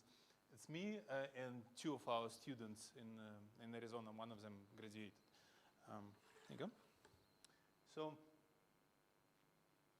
is this what I'm using? Okay. So, I was thinking how to present the research in this area in the most useful way, and I came up with I wrote a simple presentation that consists of 3 parts. The first part is generally explain you about the funds, mutual funds, and institutions, like a lecture to students, I guess, as much as I understand myself. Second part is a simple model that I follow in another paper, and I'll kind of show you the equilibrium features using the model. And the third part is data and some preliminary results. So it's kind of, nothing of this is difficult or scientific, it's just more of educational value. Okay, mutual funds. So suppose, like in Western Europe, United States, and Asia, where I used to work, suppose you have some money that you're saving for retirement. Very often this means that your employer, say you work for university or you work for the company, they have a retirement plan, which means that they contribute, say, 5 or 10% of your salary into your retirement account. Then you need to decide what you do with this money, if you do have this option. Since it's for retirement, since it's not next year, not many years from now, you want to invest it in a stock market, and invest in the stock market directly is very expensive and not diversified. So the solution is very simple. Your employer or you yourself invest in fund. The most common and largest fund of multi-billion-dollar value is so-called mutual fund. So that is a very simple investment vehicle that takes your contribution, let's say $1,000, and puts this $1,000 in some equal proportions into stock market, into all possible stocks. There are several ways to do it. There are so-called equity funds. They could invest using specific strategy, for example, in small cap stocks, in, say, technology stocks, in coal, in oil stocks, whichever one you like. There are bond funds. Those invest either in corporate bonds, which are more risky but paying higher yields, or they invest in municipal bonds, which are tax-free, or they invest in treasuries, which pay high interest and they're taxable. And finally, if you don't know where to invest, you go to Fidelity or Morningstar, or one of these large funds, and they will invest for you into the whole market. They could invest in S&P 500 or in NASDAQ, in whatever you want. So you'll be holding part of the market, okay? So that's it. It's a pass-through, meaning that they invest for you and give you the profits. For this, you pay approximately 0.1% of interest as a fee. Okay. Now, for most of us, since we don't know much about funds, you might have questions, how is it different from other types of the funds? Like take hedge funds on the bottom here. Hedge funds are much more sophisticated. They use leverage, they use trading strategies, they use much more risky investments. So those funds are more expensive and more sophisticated. There are also so-called closed-end funds, and those are different because they're traded. So in usual mutual funds, if people invest more money, then the fund simply issues more of the shares proportional to the assets under management. In closed-end funds, they hold the same proportion of securities, and those shares are traded on exchange like if it's a separate company. Okay, so some definitions. Now, in the model and in the empirical analysis that follows, I will use 3 definitions. It's flows or fund returns, and assets under management. Flows are monies that come into the fund, investments or sometimes called subscriptions. Outflows, monies that live in the funds, the redemptions, when people take the money out of the funds. And returns is how successfully the fund invests. For example, if the fund invests in small stocks and small stocks increase in price, that leads to higher returns. So we'll be first focusing on these flows. The positive flows is usually the sign of success of the fund. It means more people investing into the fund. They like what the fund is doing. And negative flows means the fund is not doing the right thing. Finally, the assets under management reflect the simple nature of the pass-through funds. All of these funds invest in some particular portfolio. This portfolio currently is traded at particular prices. So price times quantity makes the total assets under management divided by total number of shares, gives you the fair price, which is defined by the prices of the shares that the fund is trading. Okay, so we're done with funds. Now, final slide of the background is about where we get the data from. Mutual funds in United States are considered to be publicly traded, and therefore there must be some reporting done. Reporting is regulated in the United States by SEC, Securities and Exchange Commission. And this commission, since some number of years ago, is around a website called EDGAR, so some of you may have used it for your research. On EDGAR, you can, if you search on Google EDGAR, you can find the website. Just type name of any company, and they will provide for free for you all information about this company. That includes mutual funds. So you can download one by one, or you can use the Python packages, which I used to do, and just download everything and work with these reports. So for mutual funds, for these investment vehicles, you can find very large number of documents that I will show you in a moment. But the most common are prospectuses that they give the loan document that describes the strategy of the fund investment, describes importantly the fees, distribution policies, voting, anything you might need to know about how fund functions. There are reports, annual and semi-annual reports in various names of the forms. They track funds performance, usually month by month, telling what the fund is holding and what was the return this month and next month, for example.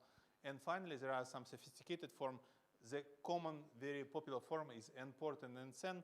Essentially, what it means is that it's the same form as everything else, but they simplified and standardized it so that funds just need to type the assets under management and returns into Windows, and you can download it as one spreadsheet, and that's it. Okay, so that's all. Any questions? That's background. Yeah. Sure.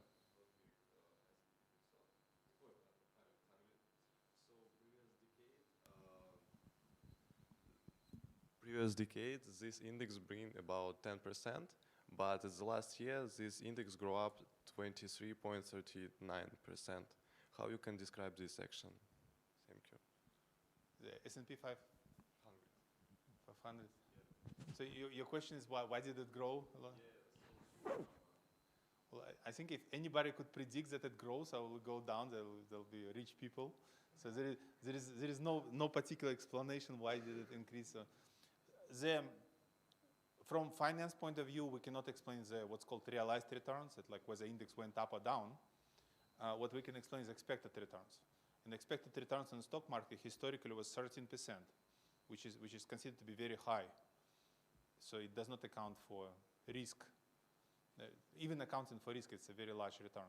So everything kind of like taken as a benchmark, 12% to 13%, you would think that 20 is too much, right? And before maybe 5 or 10 is too little. So that kind of roughly corresponds to what you expect. But if you allow me an anecdote, when I was a student at the University of California, I had a professor who said they had students and they decided to make some money. And the way they did it is they picked up, there was time when there was no emails, everything was by hand.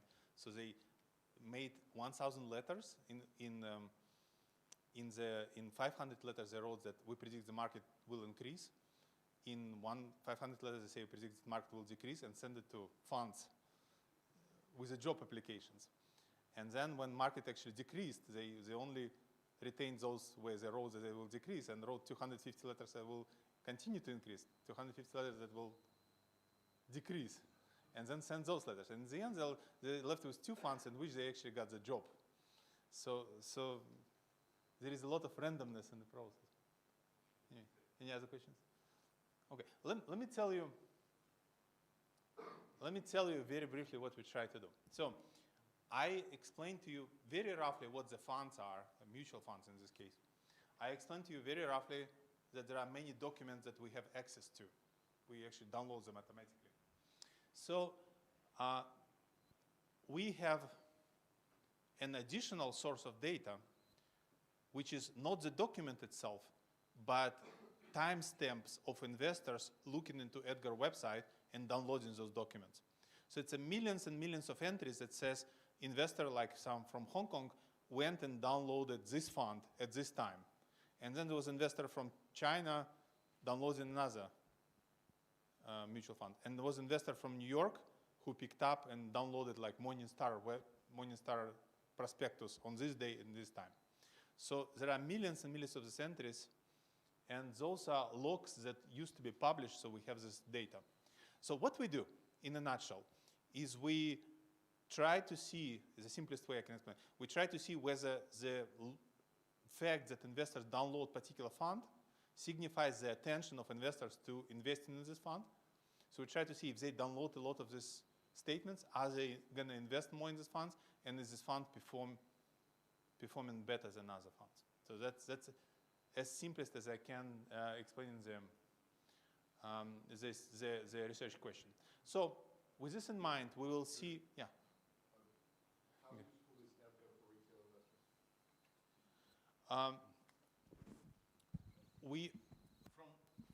From what I know, most of the downloads by institutional investors. But retail investors, like I would be considered a retail investor and I would use Edgar quite often. Yeah, but you're also a researcher. Yeah, I'm also a researcher, that's true. So it's a deeper question like what information is looking there. So there is a research on kind of what investors look for when they try to invest in funds. The common information such as fees and past performance you can find in CompuStat and some other places. So they don't look there. Most likely they look for some kind of risk disclosures. For example, some funds would say like, we invest in foreign stocks and those stocks are going to crash next year with some probability. So they look for some kind of risk information. On Edgar? If you want to find some risk disclosures, you have to download the, for example, prospectus and look in this prospectus for some kind of risk disclosures. So this paper does not ask what they're looking for. So it just No, so here's what I'm worried about. Yeah. Are you going to pick up actual retail investors looking this up, or are you going to pick up people like you looking it up, and the attention from researchers, being at institutional investors or universities, is correlated with performance of the market, of the fund? So currently what I'm showing is what I have for today does not use the IP information because we did not incorporate it yet. So it's all investors, if they ever downloaded this, if we see there is the measure is a spike of attention. So if we see like there is some fund like with some CIK and there is a spike of attention, we see that the spike of attention is followed by inflows into the fund and eventually lower performance. So that's all we are arguing today. We don't really know who is paying attention and what they're looking for. Thank you for, it was a bit of a mystery novel until now. Since you're telling us if we get the rest of the preview, are you going to look at outflows as well? Alphas? Outflows? Yes, outflows, separately inflows and outflows. And are those predicted by a lot of attention to the funds? Actually, only inflows are, if I remember correctly, only inflows are much more sensitive. The outflows are not. Thanks. Yeah. Okay. Thank you. Okay. So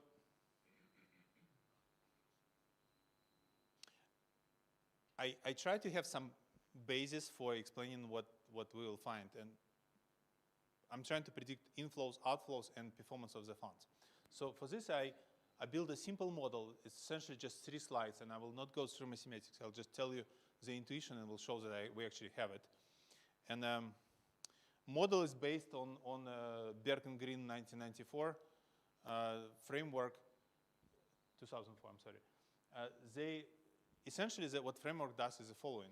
There is a fund, and in this fund, the ability of the manager to invest in stocks, the stock picking abilities, is a fund's alpha.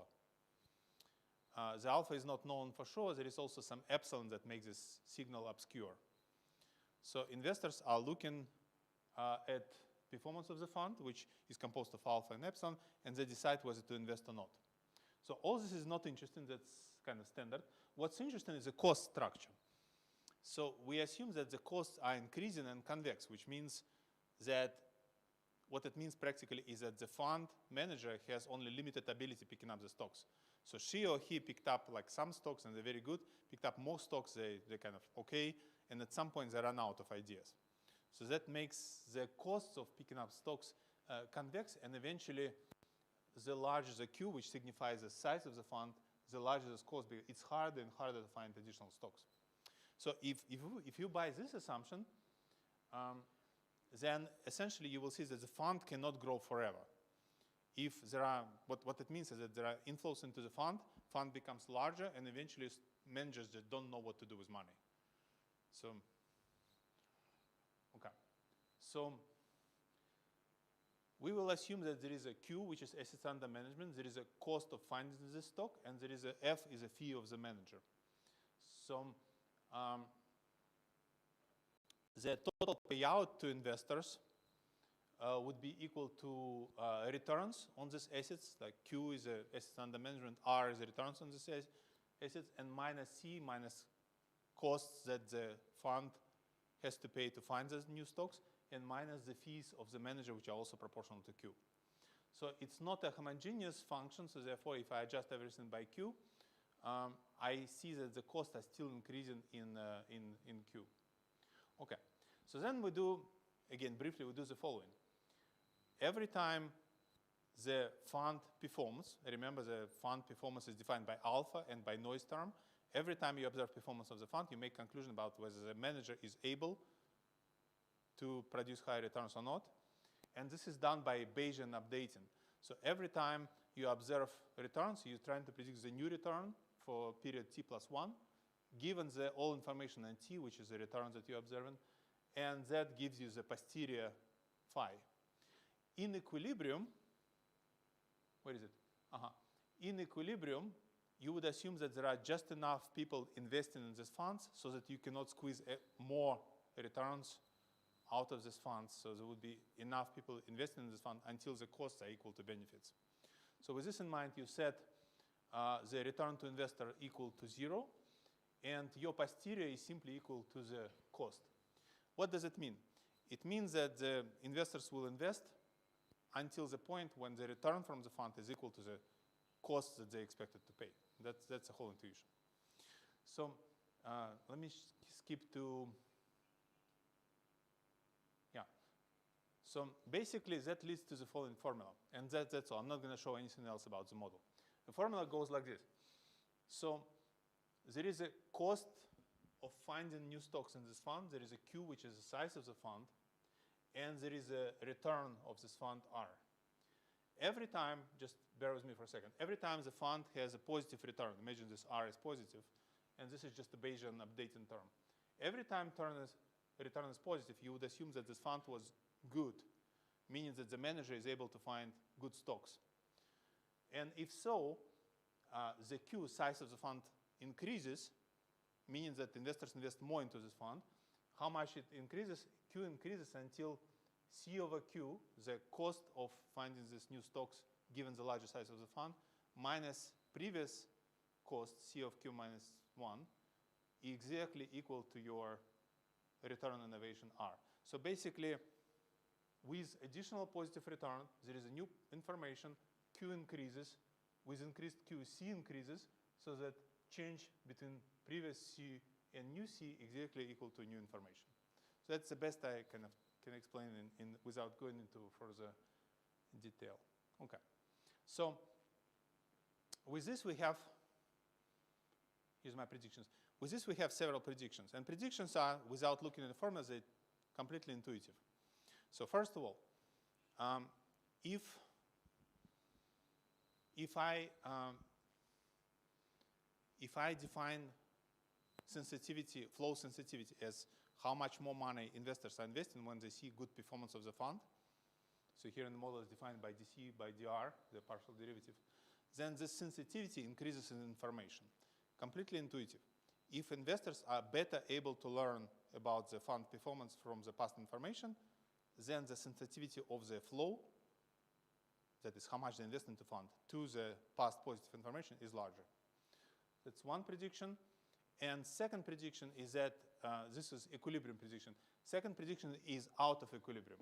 So we assume that if for whatever reason investors are investing more into the funds than they expect to get out of the fund, which it could be because, for example, they're excited about the fund performance, then this leads to subsequently low performance of the fund later.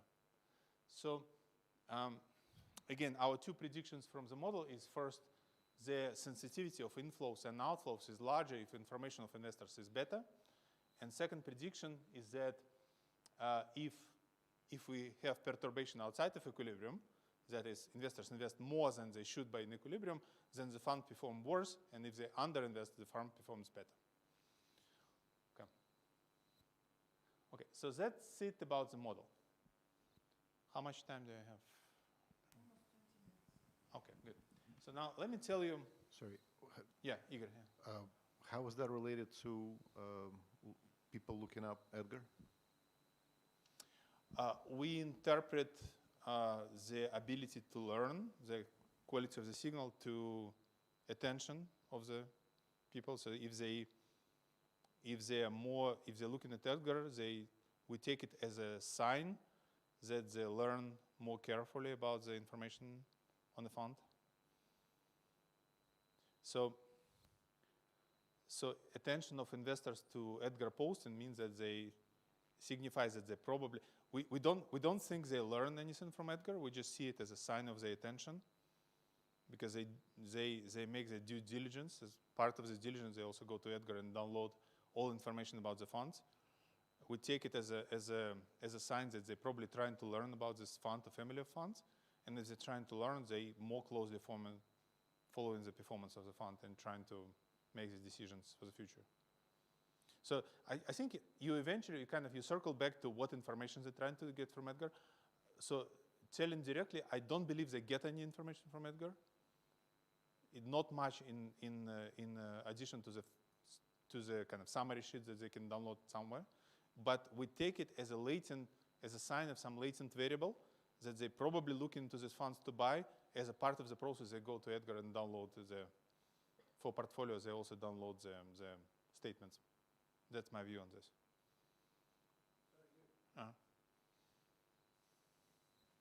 About running the reverse experiment and to look at the number of downloads on Edgar following the performance of the funds.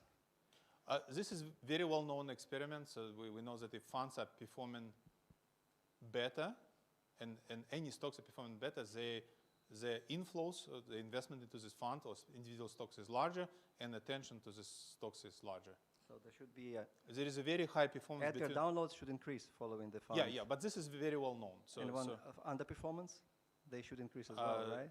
So I'm not sure about underperformance, but it's very well known that if focusing on funds, if the funds perform better, then next year there is a lot of attention to these funds, and there are a lot of inflows into those funds. That's a very, very well-known fact. And it's super strong.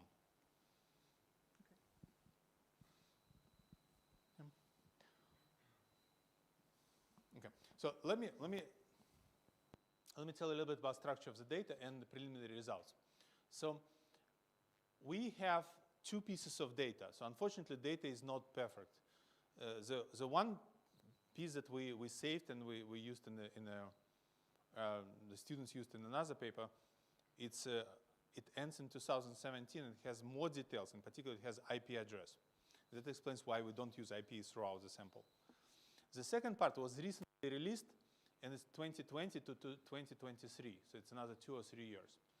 And data structure is this. It's basically timestamp. It says, one entry says, the investor from particular IP, if we have IP, comes and downloads the particular document. We have specific number of document. And that's all we know. Okay, so as a quick overview, what we'd like to check at least first is we'd like to have some kind of measure that shows abnormal interest to the fund. And here we use the abnormal view share. I will explain it in a second. And we want to see in a simple regression if the abnormal view share predicts the fund's performance. So like if we want to see the simplest way, this is the simplest way to explain what we do. So in detail, what is abnormal view share? You kind of, all of these funds are downloaded from day to day, and it's like messy data. So what we use is we see whether the fund is more downloaded given the downloads on the same fund in the previous week. So if we take an average over past 5 days, compare the downloads today, and if we see if there is a large spike today compared to past downloads, we take it as an abnormal interest to this fund. So this abnormal view share explains net flows, and we separately look at inflows and outflows. So let me skip summaries. Okay, so if you look at attention fund by fund, here I plotted the largest funds that we have with assets under management. You see it's million under management in the middle. So actually the fund that is largest by size, Fidelity Phillip Street, has only 0.05% of all downloads. So which tells you that it's not like, it's not a homogeneous crowd of funds. Looking, for example, at this top largest fund, I found that all it does, it downloads, is investing in treasuries. So in this case, for investors, there is no interest in what they do. There's nothing to learn. And in fact, they're not downloading too often. But some other, like Goldman Sachs Trust, is downloaded very often. I'm not exactly sure what they're interested in, but there is some information in this kind of fund. Okay. Now, next, first focusing on this orange line. We plot all views for all our sample month by month. So basically what we see is that the attention to funds over year grows, and that's because when Edgar was introduced, it became easier and easier to download the statements. Also, approximately by 2017, the automatic packages started appearing, such as Python downloader. So there were many and many downloads. And then when we start looking again after 2020, when the sample was reintroduced, we see that downloads increased. So first of all, we thought that this is something very specific about mutual funds. Maybe investors were interested, but they're not interested anymore. So for that reason, we plotted all documents available on Edgar. So it's all documents available for all public companies, not mutual funds, stocks, anything. And then we see that the same pattern appears there.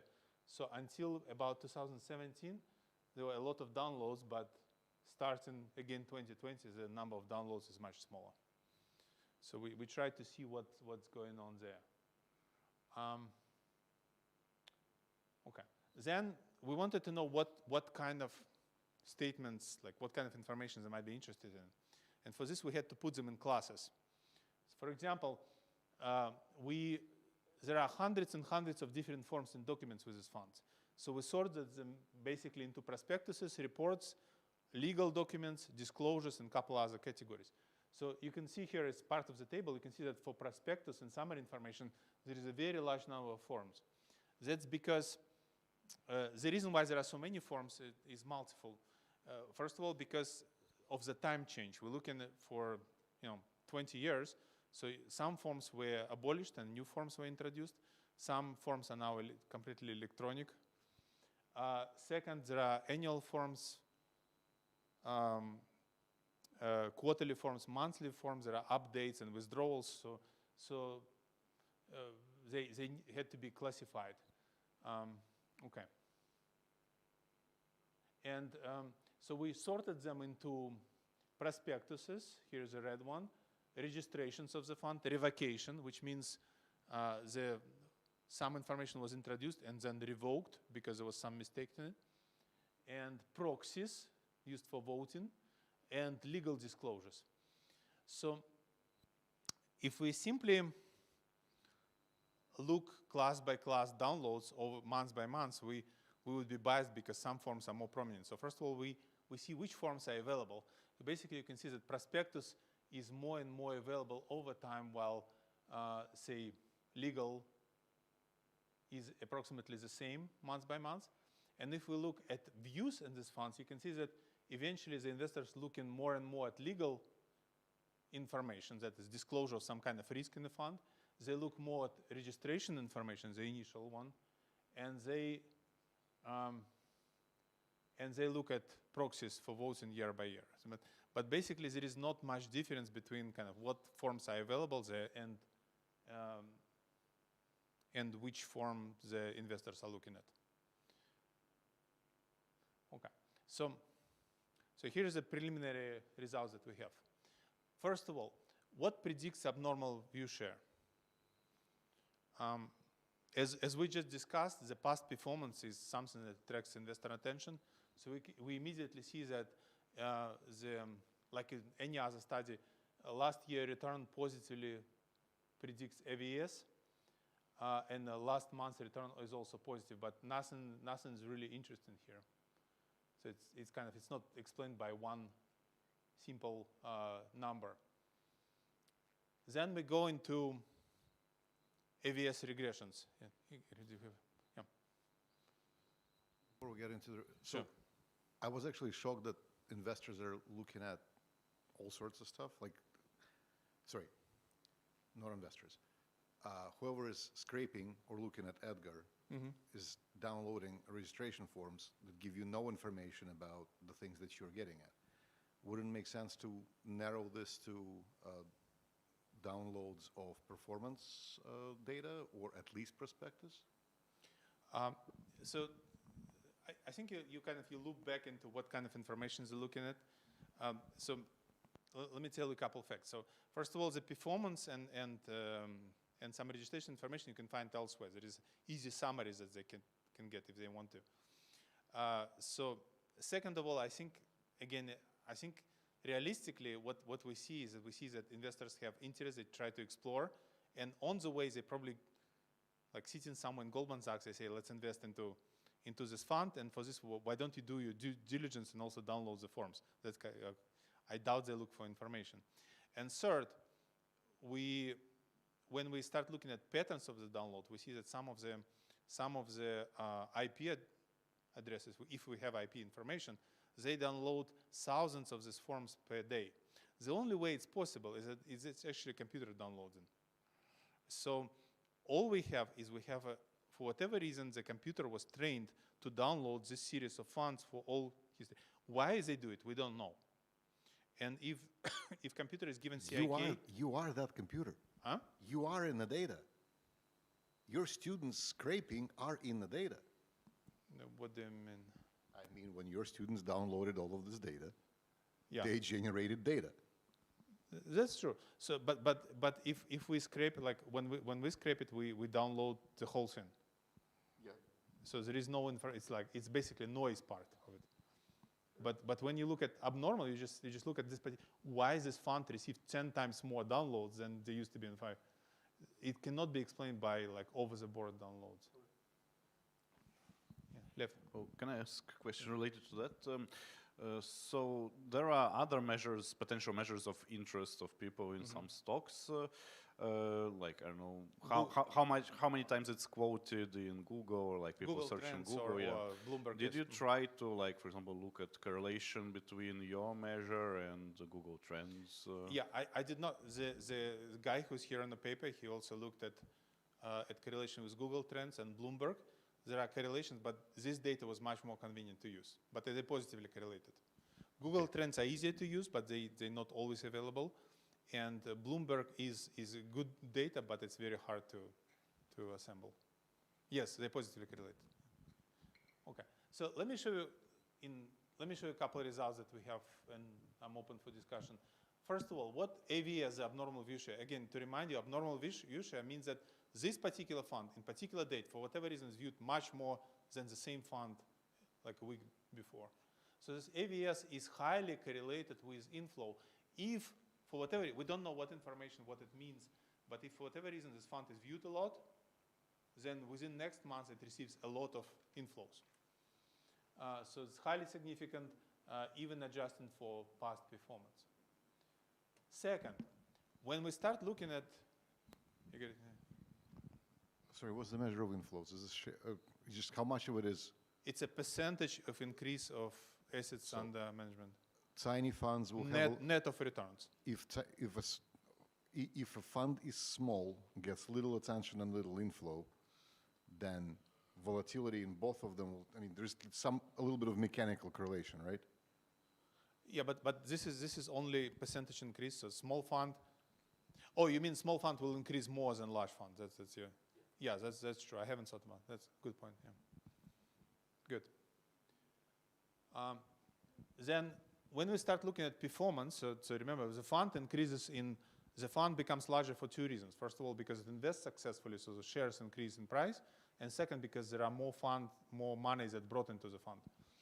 So when we look at this performance, how much shares increase in price, we see that the performance next month after large inflows is actually negative.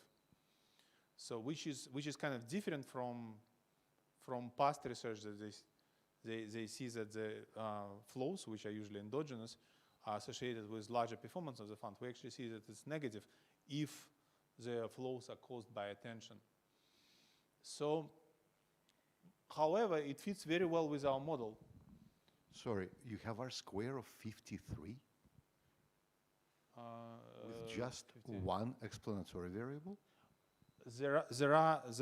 It's not the whole. First of all, there are control variables that are not all shown, and I don't know if it's how to say if it's correct or not because I haven't done the table.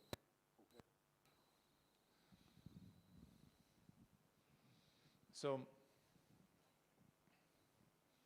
I'll come back and thank you. I'll come back and check on the number. Okay. So this result actually fits well in the predictions of the model, because what the model says is that if investors are irrationally interested in the fund, so they don't maybe learn any information, but they're just excited and they just want to invest, they overinvest in the fund. Then if they overinvest in the fund, the manager is running out of ideas. They just invest across the board, and the performance of the fund next month is lower than average performance. That's exactly actually what we see here. So we look at, let me skip this. We look at horizons. So we thought maybe that the recent information is more important. Like for example, you look at the funds that just posted this information, and that's where you learn something. But it doesn't seem to be the case. And actually, when I look at the literature, it doesn't seem to be the case for the whole literature. When for example, if you look at individual stock attention measures, the fact that you download some individual stock that was the document that was posted just this month does not give higher performance predictions than if you download some stock which was posted years ago. So which means that probably you're picking up not information, but some kind of proxy for information. By document class, we find that the most significant AVS sensitivity is for legal disclosures of AVS. So when maybe there is some kind of risk, but I'm not sure. The ownership disclosures and for revocations, that's where you change some information. So on the margin, there is some kind of more sensitivity of flows to information for the documents where there is particularly critical information. But again, my personal belief is that it's more of a proxy than the information that investors are finding. And flow directions was a question. So we find that inflows are significant, but outflows are almost insignificant. And kind of when I saw it, it was surprised, but then it actually makes sense, because if investors hold several funds and they decide to sell it, they don't really need any information on the funds. They just reshuffle their portfolios, they sell the low performing funds, and they're done. But it's when they're looking to buy into some funds, that's where we see the downloads are correlated with the attention. So in the table, we see that the inflows are where abnormal view share is predicting the best, but outflows it doesn't. Yeah. Sorry, Okay. what's on the left-hand side? The, The label says net flows. It cannot be. that's a coefficient of inflows and outflows on Not AVS. coefficient. What's on the left-hand side? What's the dependent variable? Outflows or inflows. It says net flows. So again, share of The percentage change in the flow of the percentage change in the size of the fund adjusted for. censored at 0. So like, for example, the outflow variable would be like plus 2%. The fund assets were increased by 2% net of the performance of the fund. So not because the shares grew in price, but only because investors invested another 2%. Also, when you say net flow, it's net of the performance, not net of outflows. Okay. No, this regression separately, outflows and inflows. So outflows would be only for positive values and outflows only for negative values, inflows only for positive. So We'll talk later. Okay. And let's see. Okay. So what we find is we look at the measures of downloads from Edgar website, where each download signifies the investor attention to filings, and we find that the measure of abnormal attention, the AVS, basically how much more one fund is downloaded compared to the recent history, can explain the subsequent inflows. We see that the subsequent inflows and net flows, inflows versus outflows, is significantly related to views. We see that the inflows are much more sensitive. We see that there is no difference between old filings and new filings, which is exactly consistent with similar research for individual stocks. And we do find that subsequent performance is actually lower if investors pay attention and they invest more, which probably means that they invest without any information. They just have some interest in funds. On the way, they download these documents, they invest more. Overinvestment causes the manager to basically waste this money into bet the stocks without any information and leads to lower performance later. Okay.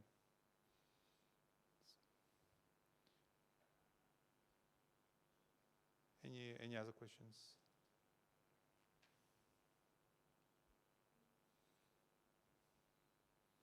No, thank you. Thank you, Yuri. Our next speaker in our mini finance section is Dmitry Bereika. Dmitry, welcome.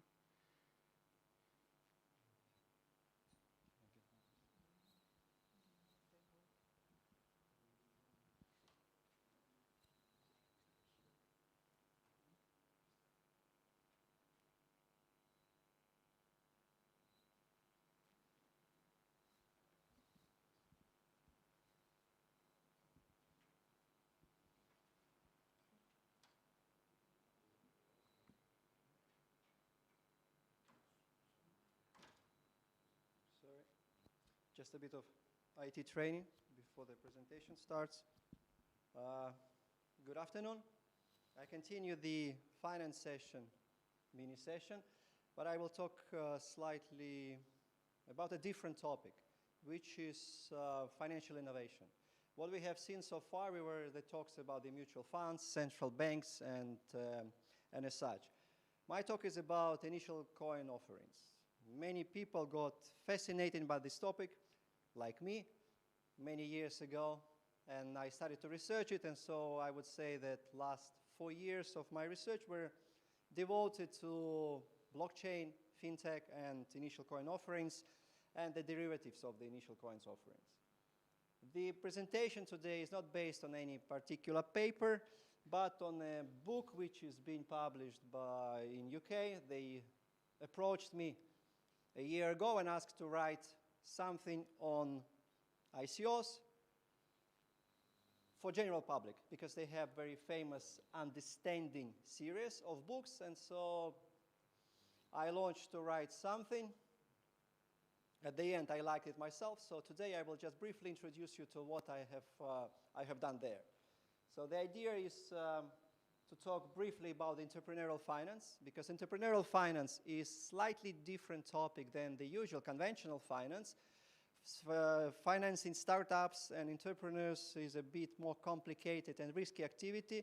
So I just give you the introduction, what it is, how financial innovation, fintech and blockchain aided this entrepreneurial finance, what are the ICOs and blockchain, general blockchain financing, and the recent updates of the phenomenon, what happened to it, and where we are now at the moment.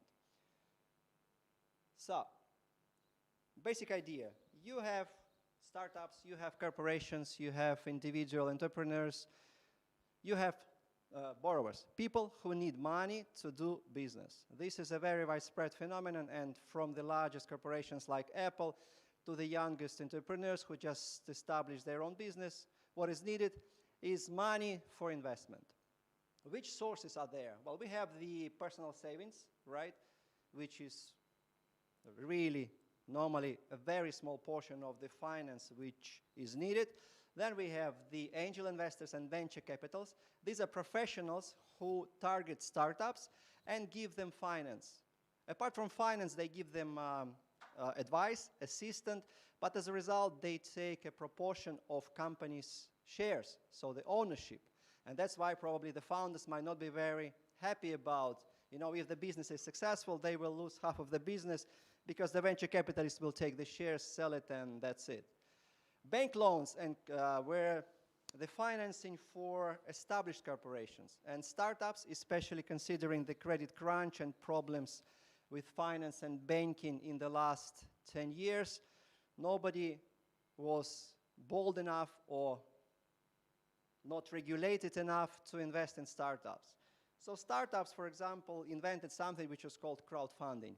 With the advent of internet, a big crowd of investors got together through an online platform and invested in a special business, particular startups. So crowdfunding was already an innovation, a very big innovation, but it was still based in the usual financial system because the platforms which were publishing, advertising, and running these startups and investment campaigns had to open the bank account. They had to check that people had bank account. You could pay by credit card or a bank transfer, and the company had to be controlled. So it was all in usual financial system. However, the recent 10 years witnessed a very big, very profound innovation in this process. Starting from the conventional system of banking, right, where there is banks, they opened the online banking accounts for people. So you don't have to go to your bank branch anymore. You can do everything online. That's a big innovation, but then we moved forward with alternative finance, where small niche players started to offer a very different kind of services, much more agile, much more efficient to clients, and taking up the business of the banks. Crowdfunding itself was an innovation because it allowed of financing of big projects by by big number of investors who contributed very small amounts of money. So if the project will fail, you as an investor will not lose much, and that was a big deal because you can invest in, let's say, 10, 20, 50 projects, and at least some of them will be successful and you will earn money. Blockchain, that's the main innovation, I believe, in the last 10 years, was the idea that you don't need the intermediary anymore. So that was the first attempt. I cannot say now whether it is successful because the process is still going on. Is a way where you can get financing, so match lenders and borrowers together without any intermediary. We are back to the usual, let's say, barter exchange markets in the past, where people were coming to the markets with the goods. Let's say they were selling grain. There were people who wanted to buy grain. They were coming to the market, talking to each other, seeing the price, exchanging the goods with money at the same point of time, and going away happily. Now, of course, with modern economies, modern trade, you don't have this direct matching, direct interactions of buyers and sellers. And so the whole financial system is actually an intermediary, which ensures that nobody will steal your money, that you will get your good.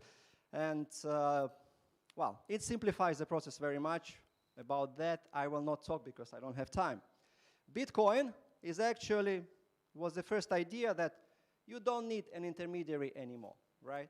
But first about alternative finance. Alternative finance is actually the set of conglomeration of players, small niche players, which helped to get borrowing or to invest your money outside of traditional banks, outside of financial, well, credit institutions and those big regulated players.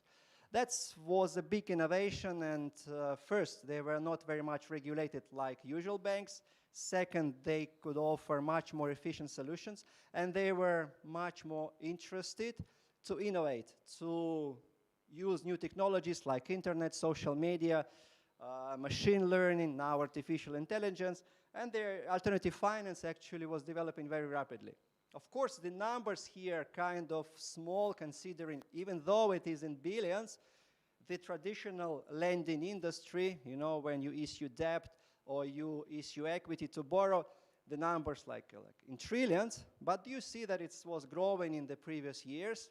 Although the majority of this alternative finance was lending, this is in blue, dark blue, lending to businesses, established businesses, which is called balance sheet business lending, when small investors get together, sort of crowdfunding, and they create a big loan to a company, and they get the return with interest administered by some online platform who is actually managing all this stuff. Well, then blockchain came in 2009. A known person or a group of persons actually created this idea, which was about, let's remove completely the banks from this system. Let's ensure that even on the internet, without knowing the identity of a buyer or a seller, you can exchange money for goods or money for money or investment product for funds and so on. And this idea was actually that using some cryptography, using the computing power, you can create a system where it will be impossible to deceive the other party. And so the trust between the lender, let's say, and the borrower will be ensured without any financial institution, without central bank, without anybody, in an automatic way. So Bitcoin was born, and it was really a big advantage because other projects based on Bitcoin, because Bitcoin was the first system of ensuring trust in investment process. Other coins were created. Now, for example, you can observe that there are more than 3,000 projects based on Bitcoin, so all of them are cryptocurrencies. People argue, what are these? Money, means of exchange, investment products, commodities, but they exist. And blockchain was touted to be a very big advance in financial industry. I remember even 8 years ago, everybody was talking about beautiful projects, possible applications of blockchain. However, the best illustration how blockchain was useful in finance was the initial coin offerings. They were called initial token offerings, token sales, crowdfunding, blockchain campaigns, token contribution. But the idea was that it is actually a financing of, first, it was blockchain-based startups, so the industry was quite limited. But then any company could use this technology to borrow money and to issue something in return. The whole idea about investing is that you give money to the company and you receive something in return. If you look at equity financing, the companies issue shares, right? Share is a contract which gives you the right for the future cash flows of this particular company. You give money, so you buy a share on the market or you buy a share directly from the company during the initial public offering, and you receive back this share. I mean, it used to be a piece of paper. Now, of course, it's all electronic, but it's a contract. If the company borrows, it's issue a debt contract. That contract, same, again, it's a piece of paper, usually 100 pages long, where you receive the rights to receive the interest and your money back. If you break the contract, any party, then there are courts, there are regulators who will ensure that this contract is binding, right? Crowdfunding is a bit different, but still, you invested small sum of money with the help of online platform, and this online platform guaranteed matched your founded startup, gave the money to startup, and somehow monitored that the startup was performing up to the promises, right? So crowdfunding can be debt-based crowdfunding, equity-based crowdfunding, product crowdfunding when you invest in a company, and if the company is successful, they will give you the future product which they try to develop with your money. ICO is, well, that's the same idea. You actually give money to the company in the form of fiat currency or in the form of other cryptocurrency, and the company issues something in return. However, what this issue is a token. It's actually really nothing. It's just, let's say, it's a very complete internet or blockchain abstract, a sequence of numbers. However, given that the blockchain is immutable, cannot be changed, and there is a trust, you receive a product. A lot of people were arguing, what is this token? I mean, it's not a share, it's not a debt instrument, it's really absolutely nothing. So that was a big problem for lawyers, big problem for regulators to understand what is a token. However, in a nutshell, you give money to the company and you receive this token. What was good thing about it? Well, the good thing about it was this token was tradable. It had liquidity. You could sell it on crypto exchange even immediately. It is outside of control of regulators. It is outside of control of banks. And so that was quite interesting process. Why ICOs became so popular? Well, first, they were completely unbounded geographically. All you need is the internet, access to the computer, and you could have participated in any ICO run by any project which were established by groups of developers in any other country. We have seen that for some ICOs, the number of countries participating in these token sales were something like 130, 150, so virtually everybody could invest money and get these tokens. So, but in order to get the token, you have to pay something in exchange. Yes. Usually you pay with cryptocurrency, with established cryptocurrency. These were based on existing blockchains. Exactly. So first ICOs were run when the people contributed bitcoins because there was no other tokens but bitcoins.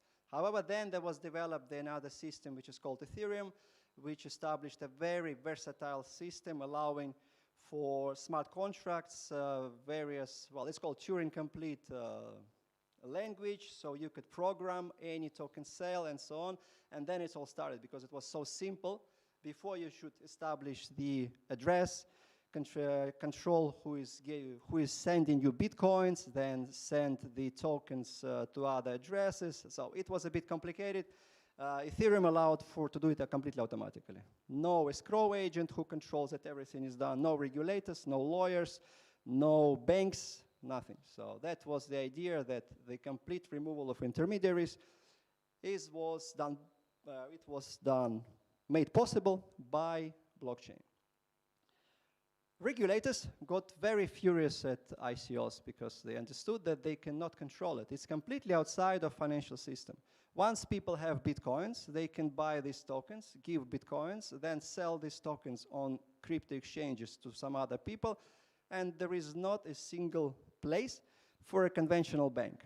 And there is no place for regulators, so bitcoins might come, for example, from illegal activities or from financing of terroristic activities by various parties, and so that was a big problem. Once the Ethereum the number of ICOs, just for illustration, there are various, let's say, sources, because there is no a single database. There is no Edgar for ICOs where you can control how many ICOs and the various statistics. People were collecting it by themselves. So you see that it's all started in 2013. By the year 2019, the number of ICOs, according to different sources, you see how much variability are here, up to 3,000, but majority of those ICOs were campaigns where individuals established an address and maybe a small website saying my project is like this, so let's contribute money and I will issue tokens. Because even individuals could create a small contract and in 20 minutes run the ICO and get, let's say, Ethereum or Bitcoins. By the other years, you see the activity actually went down, and I would say by the year 2000, it's actually disappeared. Why it disappeared in the year 2000? Well, the regulators decided to have their say, and China prohibited completely ICOs. United States took a softer approach. They started to prosecute and warn the founders of the startups which were collecting funds using ICOs. And at the end, and a very big moment was the amount of fraud, because people were claiming that the number of frauds in ICOs is close to 100%. Let me just go to the tables. Let's talk about frauds. I got very much interested. Yes, I was doing the research on frauds and ICOs. And indeed, any crook, any fraudster could create a campaign, take the photos from LinkedIn, claim some fake identity, create a strange project, maybe copy the description of the project from the other person, put the blockchain address, Ethereum, and collect tokens. If you do a big campaign, if you spend some time on marketing, or if you're a famous person who people might trust, you can get lots of money and then run away. But first, let's see the biggest frauds in the conventional investment industry. Here I'm talking about the banks, regulators, who are looking and watching these big companies who conduct investment activities in regular manner. These are the biggest, well, this is by year. So you can see that the amounts here are in billions, right? Bernie Madoff Ponzi scheme, where he was collecting money to pay off to the previous investors. And so it was growing until explosion. He managed to get, according to various estimates, $65 billion. Within the conventional financial system, publishing the reports, taking audits and everything. If you look at the biggest ICO frauds, which I had to look around and selected the biggest ones, well, the biggest one is just 4 billion. What is interesting, this one coin, which became very famous in Europe and US, it wasn't really an ICO. They were going around like with social marketing and saying, would you like to invest in this beautiful one coin? And if you invest and bring another investor, you will get the 20% of his investment. So it was like a usual pyramid. There was no token, there was no blockchain. They were just talking about one coin, which actually never existed, but they managed to get, using these aggressive techniques, 4 billions. But 4 billions is really nothing compared with the numbers here of the financial fraud. So people who say that the ICOs are all frauds and that the business is crooked and people lost lots of money, those people who were investing all their assets, well, they lost their money. But looking at general level of frauds, I mean, this is quite small, and these are the biggest ones, right? No, they got, well, I know people in Italy. No, it's a country of incorporation, sort of, right? So it's not really for where they extracted the money. No, the founders, 2 founders were from Bulgaria. One of them are still unknown, is missing, so it disappeared. And but that was a big one, and regulators started to take notice. However, they were saying that ICO are frauds and should be prohibited. Well, if you took the credit cards, I mean, everybody now using the credit cards, the amount of fraud with credit cards, according to the estimate, in the next 10 years will be 165 billions. Does that mean that we should prohibit the credit cards? Because, you know, this is so much. People lose identity and the fraudsters get goods, buy it with stolen information from credit cards. No. With all the security, with everything, it continues to be like a big proportion of the turnover using credit cards. But it's such a useful financial instrument that, you know, authorities tolerate it. With ICOs, they took a different approach because they didn't know how to regulate them.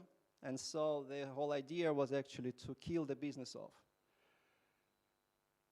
The ICOs, well, let me just go probably to one more slide before. The history of ICOs. The first one raised just $100,000 in Bitcoin, and it was the first project. They started to grow this kind of financing. In the year 2017-18, many companies, even industrial companies, startups, wanted to get financing using ICO. Why? Because issuing shares to public wasn't for them possible. The market was going down and it's very expensive and regulated. Second, it was so simple and the demand for tokens was so large at the time where many people were fascinated by the easiness with which you can buy the tokens and then immediately resell them for a big profit in the aftermarket. And so people just got crazy, but regulators took some stance on it, first. Second, the amount of fraud and bad publicity about ICOs was so large that they started to be phased out. As a result, what happened? Well, some of the startups started to create various, let's say, proxies for ICOs. For example, securities tokens. Because the United States regulators were saying, all ICOs, tokens that you issue are securities. If you issue a security, it's a financial instrument, it must be regulated by us, which means you have to create a prospectus, you have to show your statements of the assets, you have to get the permission from us to issue a token. And these securities tokens were actually the attempt where they wanted to say that we issue a security token. Yes, please regulate us, but the whole idea is that it's like a share. And so at that time, nobody was much interested. One of the biggest evolution parts of the ICOs were initial exchange offerings. But here we are back to the same system of intermediary. Instead of the bank which gets your money and sends your money to people who want to the borrowers, you have the crypto exchange. For example, Binance is the most famous crypto exchange, which is now in the middle between the lenders and borrowers. Using Binance, if you are registered on Binance, you can participate in this initial exchange offering and you get your tokens. But it's all administered by exchange. First, exchange controls that the startup is valid. It's not the fraudsters. Second, they have to control you, that you are a registered person with the legitimate funds. And, well, that became popular, but not so much, of course. These are, for example, two examples from Binance of football clubs who issued their tokens. And anybody could participate in these campaigns and get some money. I myself, just of interest and curiosity, actually participated. That's my biggest exposure to soccer, because I'm not a fan of the soccer clubs. My son doesn't understand that, but fine. So I bought these tokens. You don't buy the token, you invest your Binance tokens, and in return you receive these tokens. I immediately resold them. I earned maybe 100 euros. I was very happy on each one of them, but of course, I mean, the problem is that you cannot buy as much tokens as possible. You have to subscribe, and it depends on your initial capital. So here we have interesting system where these companies didn't issue shares, didn't issue debt, but they get financing by selling their tokens. Of course, majority of money went to this intermediary, to Binance. And so the idea is that ICOs was the system of removing intermediaries. Initial exchange offerings proved to be a good system, but again, with an intermediary between. So many people, many investors, many proponents of this democratization of finance, they thought, but wait, we are back to the usual financial system. Now you have not a bank, you have a crypto exchange, but it's still the guy. Do we trust him? And so the main innovation in the last 2 years was going back to the basics of blockchain. Let's create the system, which is called decentralized finance, which instead of the intermediary will have a system, algorithm, smart contracts or programs which implement the role of a bank. We trust it because it's built on blockchain, so it's guaranteed that it's deserve our trust, but there is no intermediary. There are no controlling authorities, there is no crypto exchange, there is nobody. An idea proved to be very, very interesting, and now it's growing in importance because all is done automatically. You don't have a bank, you don't have a person who sit in a bank and take your money and give money to lenders. Now you have the automation. You have a specific program. Of course, it's like difficult to understand for non-technical persons. I myself hardly know all the technical details of how the system works, but for me it's enough to know that it's fair, it's not the fraud, and the trust can be guaranteed, and people trust it themselves, and it's working.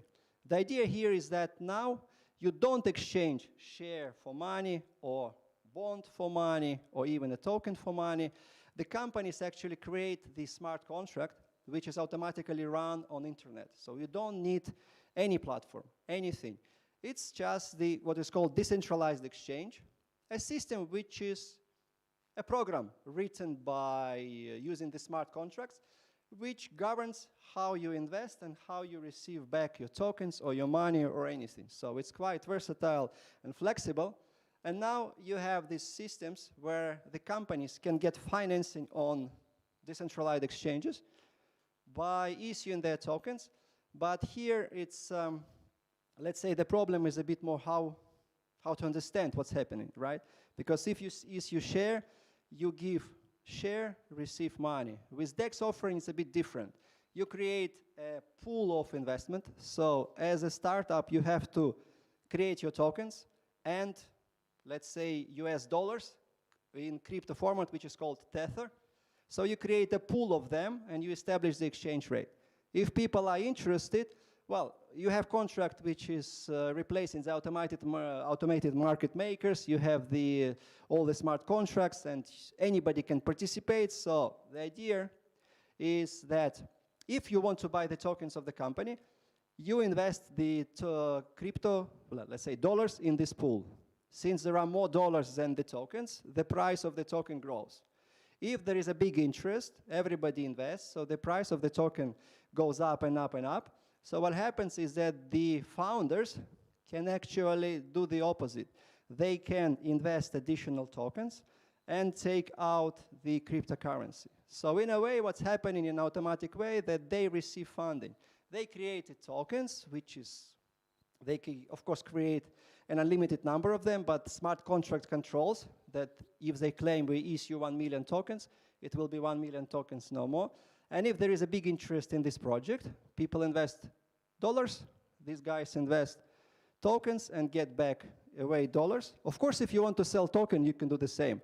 You sell token, so you get back United States dollars, but as a result, the price of the token falls. And so people understand that this project is not really a successful one.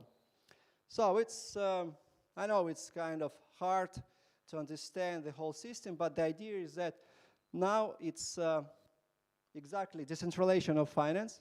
There is increased speed, automation, efficiency, and well, the only thing is that regulators got crazy because all of a sudden we are back again in the old times of ICOs when they are not needed. Everything is done on the decentralized exchange.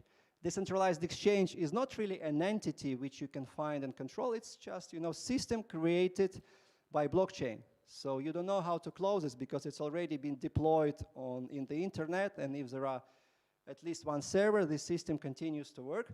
And so regulators, for example, in July of 2023, the SEC Commission actually said that the decentralized exchanges are exactly the same financial players, and we want to regulate them. The only thing, how would you regulate them and whom would you regulate? So, I mean, one idea is to prohibit it completely, but at the moment there is a big debate what is a decentralized exchange and how actually you make sure that the investors, because SEC is about protecting the investors, so how to protect investors in these decentralized exchange offerings. What is the future of finance, of fintech, of blockchain? Well, I just listed several of the things. Among the most interesting ones are the non-fungible tokens. This is additional construct by which artistic industry can finance their projects, because you issue this NFT as a representation on blockchain of anything, and the most famous NFTs are really very stupid pictures of something, but people do buy them, so these artists get financing. Metaverse is a creation of Facebook, where you have this complete artificial online representation of our universe with various players and assets. They need currency, and blockchain is a natural, actually, means of financing, well, of serving as a currency there. I think that's it. I hope I was clear enough in my presentation. So, thank you.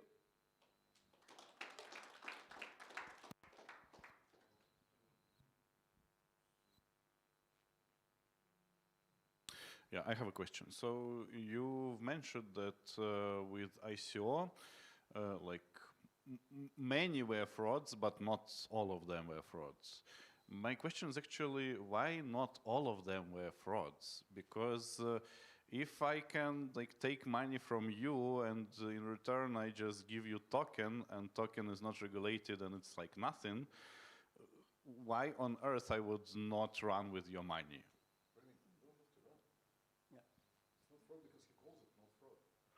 Well, maybe because in the future I want to get even more money from my project, right?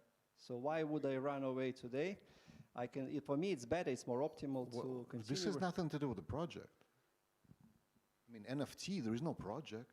Well, no, it's artistic representation. Lev is a willing participant, and you either call it fraud because Lev didn't get anything except a right to call himself an owner of an image that everybody else has access to, or you call it, I mean, it gets back to the definition of what a fraud is. Now, I was asking not about NFTs, but about ICOs. Yeah, ICOs. Well, you know, many startups in 2000 were issuing shares and listing it and selling to the public, which were connected to any internet project. I myself got involved in the evaluation of those projects, which were absolutely negative, but people were continuously paying like hundreds of dollars for a share of something which will never be able to bring you anything, right? Among those companies were Amazon, so some people considered it fraud. It started and now? They bought shares. They didn't buy tokens, which were not claimed. Well, they find, regulatory protected instruments, but which were worth zero, because, you know, the true value of the net asset value of the share was negative. They're not worth zero. They're worth you own a share of that company. Exactly, but then if you look at the valuation with like negative nothing. revenues, with money continuously losing every year, so what do you own? You own the part of future, that yeah, a company. dream. So token, maybe that's the same thing, right? It's a project. I mean, Ethereum project didn't run away. Everybody was saying it's a fake, it's a crook, but now it's continued to be like multi-billion business. Now you have venture capitalists who are investing in these things. You have crypto funds. We are waiting for the creation of mutual fund based on Bitcoin. In the next months, it must be, well, hopefully will be approved. And then there will be huge institutional money coming into crypto industry. Why? Because I think it's because of the speculation and investment. You want to get high return. Everybody wants to get rich. So that system, by exploiting people's desire to get rich, get financing for innovative projects. And innovation is what driving the economy, right? We have the established industries, established businesses, but we have risky startups, 90% of which will fail, 20% of which are just people who want to get financing and do nothing and, you know, and open another startup project. So, I mean, we shouldn't prohibit the whole system just because the amount of crooks which use this system to get money is non-zero. That's my view, but I'm not a regulator or a lawyer. Okay, are there any other questions? What? Okay, if no questions, then thank you very much, and I would like to invite everybody downstairs for lunch. And we'll be back at 3. and we'll have a great presentation of Professor Cherp, who would tell you if we should panic about Greta Thunberg or not, and presentation about me, like, you know, many Belarusians think about dead politicians, and I'll have the whole presentation about dead politicians, maybe not those that you wish about.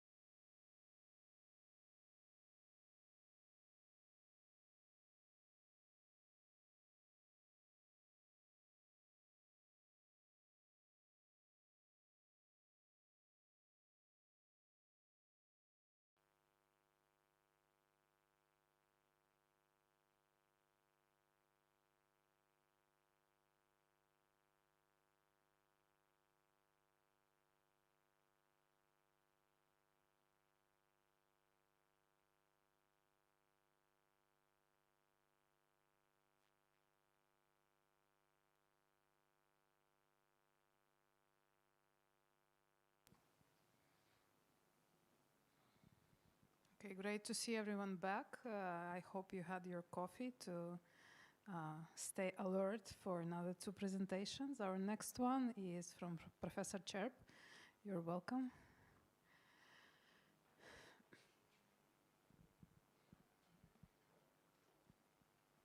Thank you. I have two microphones. This is yours.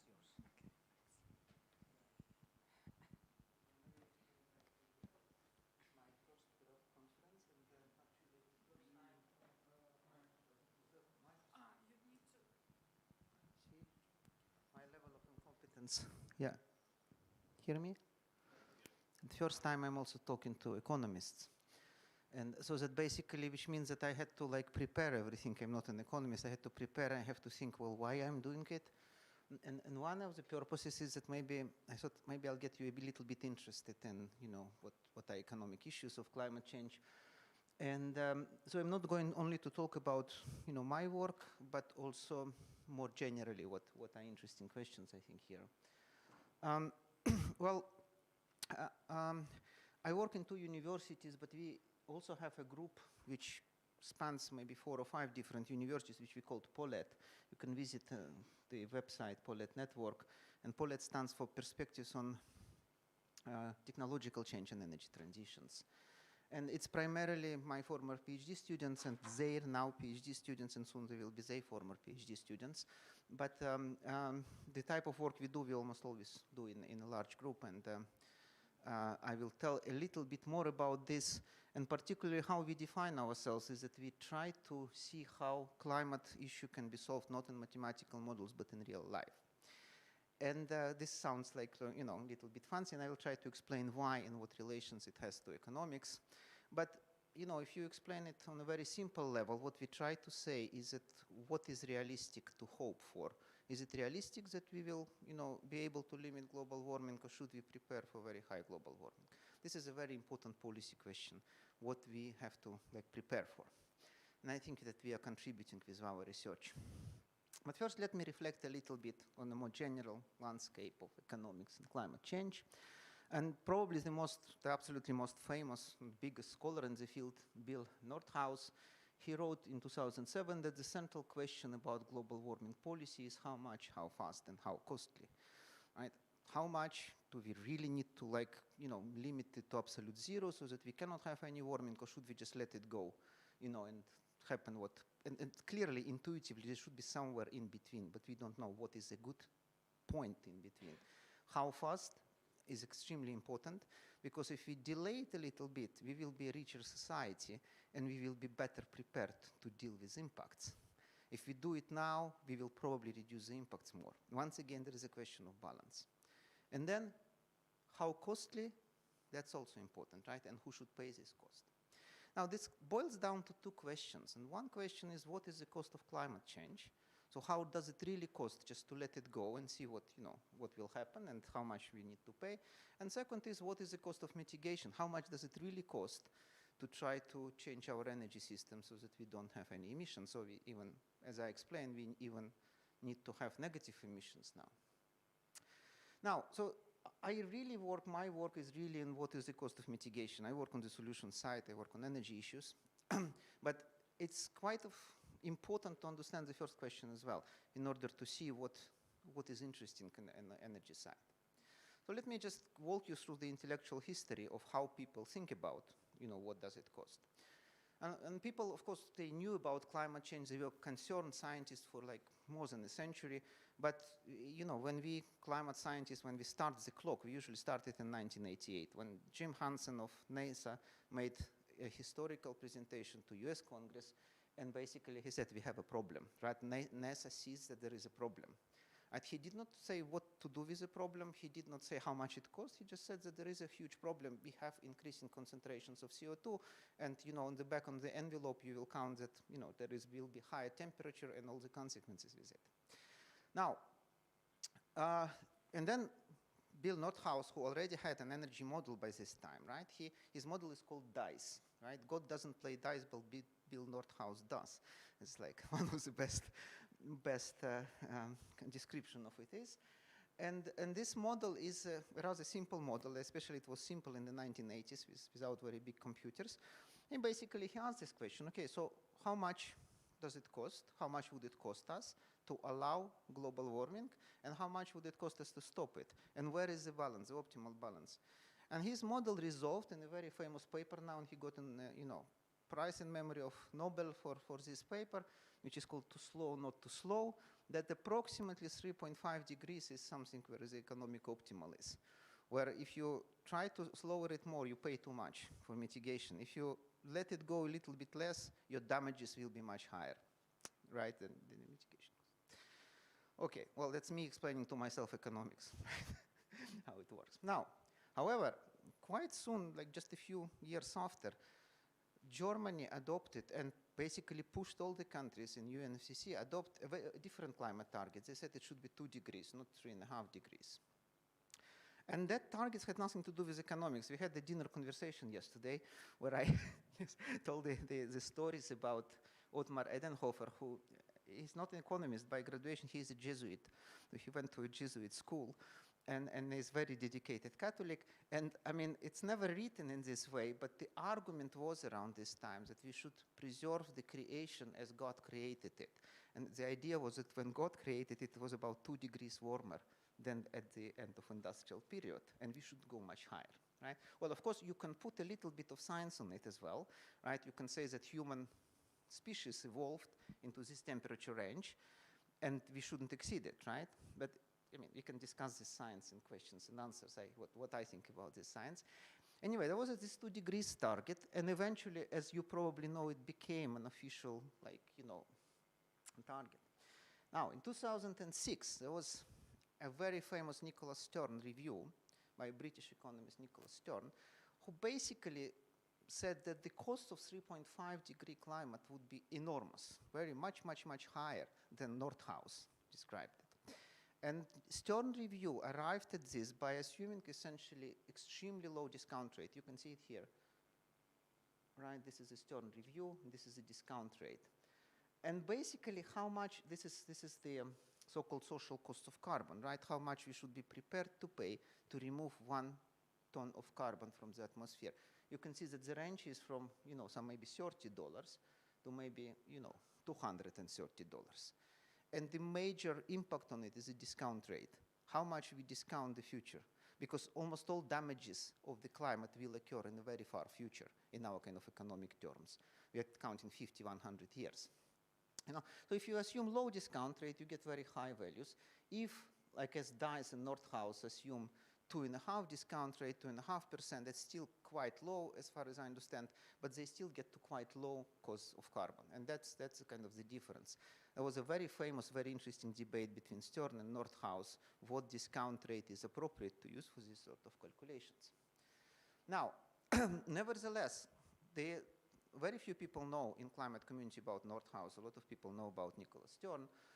And in 2015, in the very famous Paris Agreement, adopted 2 and 1.5 degree targets as aspirational targets to which all countries should aspire, right? And this, once again, these targets have nothing to do with economics. These are political targets. There is an excellent article which explains how this target was developed and why. Now, at that moment, quite a lot after Paris, quite a lot changed in climate science. Well, first of all, there are very good observations that there are less and less economists participating in the Intergovernmental Panel on Climate Change, which produces the sort of world climate science. They are basically replaced by natural science and by social scientists who basically study impacts and how climate will be very destructive. Now, climate became extremely political issue. It was become divided by kind of political lines. As a result, you would have a lot of very sort of radical movements who basically, of course, they reject all economics. They think that climate is an existential issue. You cannot put any costs on it. You have to do everything possible. Otherwise, we will all die tomorrow. And also, there are more cynical politicians who, to some extent, encourage this thinking. Once again, we can understand political economy, why. Now, so this is where the debate about the cost of climate change are, right? And then just remind you that the first time we seriously talked about it was in the 1990s, right? And then it all went into discussions that there are actually natural limits There are political targets. Don't talk about the costs. This is what we have to do, basically whatever it costs, right? Now, let's look at the other side. What does climate mitigation cost? Once again, DICE in early 1990s, to arrive at this 3.5, they had to calculate the costs. But the way they calculated the cost was like something I don't quite understand even, like, from my perspective, because they have economy, global economic model, and they impose kind of carbon price on it. And then they see reduction in consumption, which affects because we reduce this. So when you ask them, okay, so how much wind power we should build, that model doesn't give you that. They simply know how much economy reacts to the carbon price, right? Now, and of course they were like very much criticized for that, but for policymakers this is not enough to know that this is 3.5 or 2 degrees. They need to know what exactly to do, right? What should they regulate, where they should put resources. And the revolution here was actually a macroeconomic report which was issued by McKinsey in 2007, and they are extremely famous. So every student who studies energy or climate, they would like memorize this chart, which is of course updated, and this is how much it costs to abate or to reduce emissions, right? So you can see that, for example, if you want to do waste recycling, it would cost you about minus $10 per ton, and this is how much you can remove, right, these tons. So this 38 gigatons per year, it's about how much we globally release now, right? So that's why it goes to 38 tons. And there are some very expensive options and some options which we may call free lunch, right? Which basically cost negative. They don't cost anything, right? Now, and this is a Bible of the IPCC. So Intergovernmental Panel on Climate Change, when they recommend mitigation, they are guided by this sort of charts, right? And they, of course, we need to do all of this, right? Because we need to actually get to 38. We cannot just stay here. We need to get to 0 and even more, right? But sort of underlying calculations are here. And these underlying calculations, they are aggregated into something which totally dominates the global climate discourse now. They are called integrated assessment models, or IAMs, which produce climate mitigation pathways. These are very different models from Nordhaus models. They are not economy-wide models where you model consumption and production. They are models developed by engineers, which essentially provide economic inputs into energy systems, well, sometimes agricultural systems, etc. And then there are lots of these solutions which operate according to these abatement curves, right, under policy constraints. And then this is, for example, this is from the article we are writing now, so I just pulled it out. Like, this is a typical type of data that they work. It shows you how much wind and solar should develop. You can see enormous, huge range, but you can also see here, like, for example, to achieve this political target, you should look into this kind of bluish pathways here. There are, well, at the moment, I think there are 1,300 pathways in the IPCC database produced by these integrated assessment models.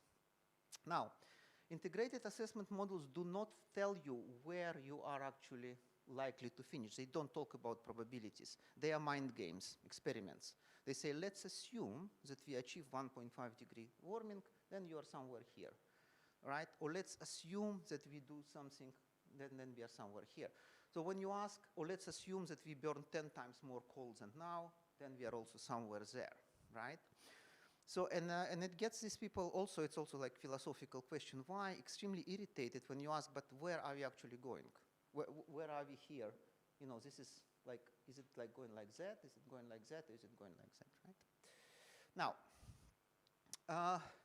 and now let me formulate what is the puzzle, what is the biggest of climate change puzzle, is that the models developed by Nordhaus of the DICE type, of the economy-wide type, they provide much higher costs of climate mitigation than bottom-up engineering models. So this is McKinsey, right? This is Nordhaus, DICE. You can see that DICE at about $50 per ton, you reduce emissions by about 20% by 2030, if you're prepared to pay $20 per ton. In McKinsey's world, and if you pay $50, you reduce emissions in half. So you provide twice as big reduction of emissions, right? And this is the gap which is extremely important for policy, and basically we don't quite understand why it kind of comes, why it arises. But I, have some hypothesis, and it's kind of defines the research agenda. There was this recent Science article called "Costs of Costless Climate Mitigation," and which kind of basically frames this agenda and says that, well, I mean, they have some hypothesis why this problem emerges. Now, so to summarize it, what you have in top-down models is that what is good with them is that they actually tell you what is economically justified climate target. You can argue whether it is 2.5 or 3.5, but there is some economic logic, not political logic behind it. However, it's unclear what should be done to achieve this. And also, there is great suspicion that they overestimate these costs, that their targets are probably a little bit on the sort of high side. Now, when you took a bottom-up models, they tell you exactly what needs to be done, exactly how many wind turbines you have to build, etc., right, if you want to achieve a certain target. But they do not say whether your targets are realistic. You say, well, no, we just give it to you. This is what, in our mind game, this is what you have to do. They also don't give you a realistic target. They just take political target. And most likely, looking here, most likely they underestimate costs, right, because there is no free lunch. If there is, in these abatement curves, if you have huge potential to reduce emissions at negative costs, and they are not reducing, then you don't calculate some costs, right? There must be some mistake here. So between these two is where I work, right? So I want to try to sort of find how to solve this puzzle. And what we try to borrow more like realistic approach to climate targets from models of the DICE type, and at the same time, not be very general, but be very specific about what solutions are necessary, and also try to get the costs right, not underestimate and not overestimate them. So what would it really cost to reduce climate? Now, this is kind of examples, more specific examples of the types of papers we do. Well, these are more like conceptual papers that define this realm of feasibility. Here, for example, we answer, so is it better to build nuclear or wind power, right? What is the real cost of that, right? And what grows faster, or solar, right? Here we say, well, what would happen if China decides to do approximately the same that Europe does now with respect to renewable energy? Europe is now scared of the Russian war and Russian energy disruption, so they have extremely ambitious plans. You can say, well, what if China does the same, right? Where will we end up in temperature? And a lot of work we also do on not on new technologies, but on how to phase out coal, because that's the most urgent climate measure. And I'm going to talk, and this is the only place where we actually deal with dollars, so in very explicitly and specifically. And so I'm going to talk a little bit about my work with respect to coal phase out, to achieve various climate targets. You have any reflections, questions so far, ideas? Did I say something outrageously boring? No, no, not boring. Outrageously wrong. Yeah, my students would tear me apart in about 5th minute of talking like that. Okay, right. So now, now I'm going to show some graphs. So this nice picture. So this is one country, right? And this will show how big the country is in terms of electricity, and this is how fast the country reduces coal.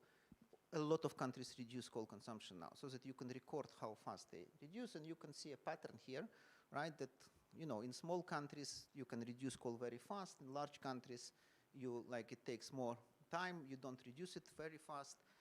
And these are examples of the fastest country in the world that reduced coal was the United Kingdom. They reduced it by 30 percentage points in 10 years. So it was 60 and then became 30. It was 30 and it became 0. Percentage points, yeah. Yeah, the blue line is a mathematical kind of border of these dots with a confidence interval. It basically shows, it basically just encompasses the dots, right? The dots show decline rate versus the size of the country. The blue line kind of expresses it as some sort of very unclear function, right? So that countries cannot be to the right bottom of the blue line. Nothing can be here. It's not unprecedented, but all countries are in this corner, right? Now, so this is US and the European Union. So you can see that larger countries in the US, coal is actually declining very fast. European Union, UK. So these are like good benchmarks historically. Now, a lot of countries after Paris Agreement, they formed something called Powering Past Coal Alliance, where they said we are going to stop using coal, right? So what you can do, they actually said by which year. So you can see how much coal they have by which year and plot it on the same. So whether countries promise to do something which is historically has not yet happened, right? Because we can say, well, people are trying to do more and more this time, right?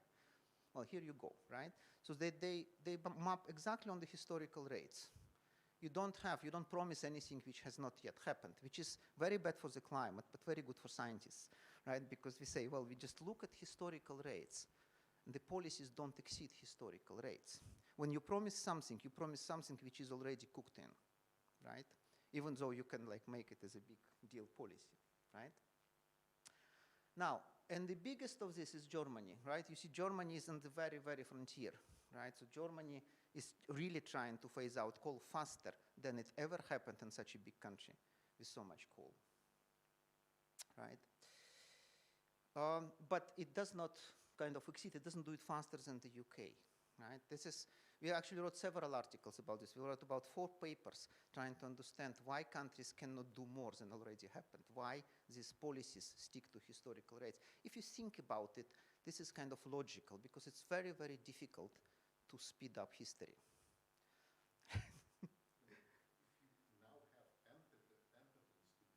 Yes. Even before, yes. presumably you will do something you didn't do before. Yeah, presumably.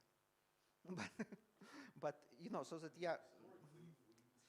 Well, electric, now we have. Well, the electric cars will be probably another article. but with coal, you see the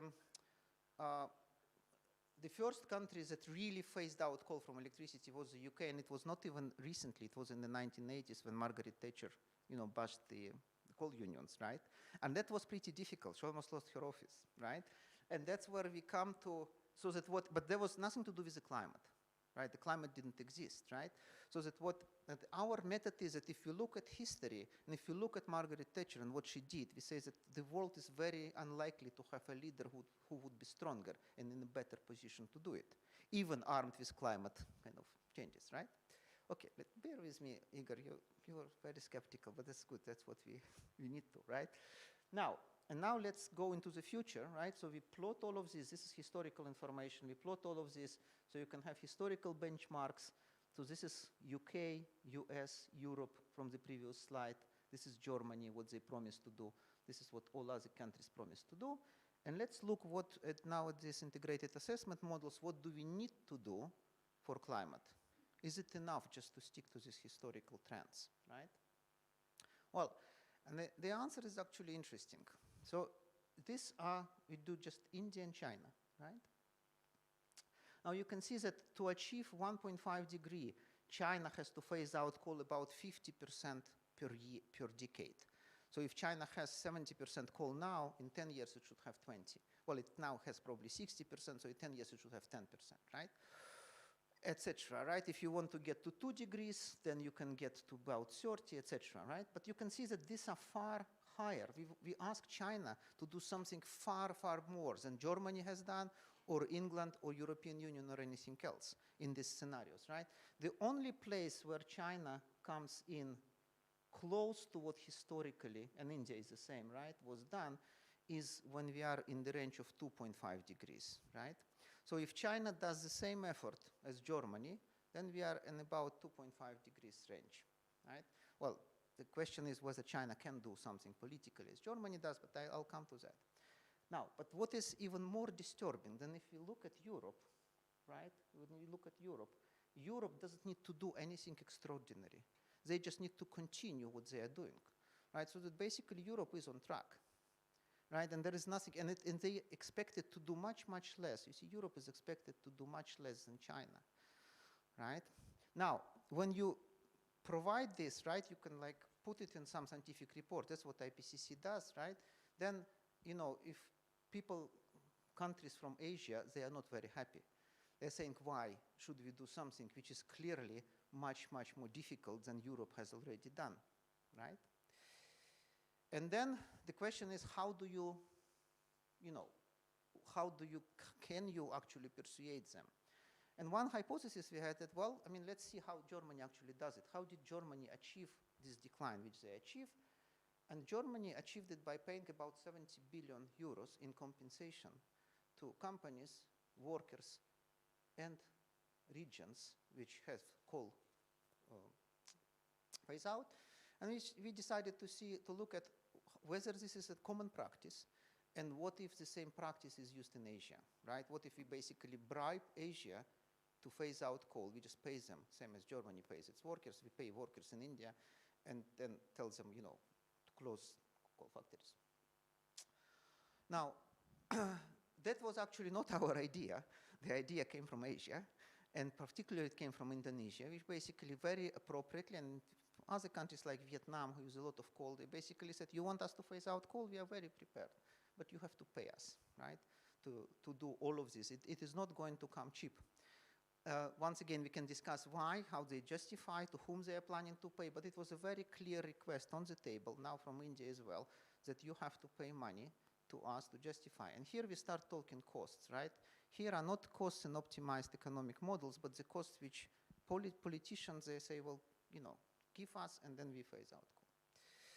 Now, so what we did, it's like final second review in Nature Communications. It's been quite a number of years.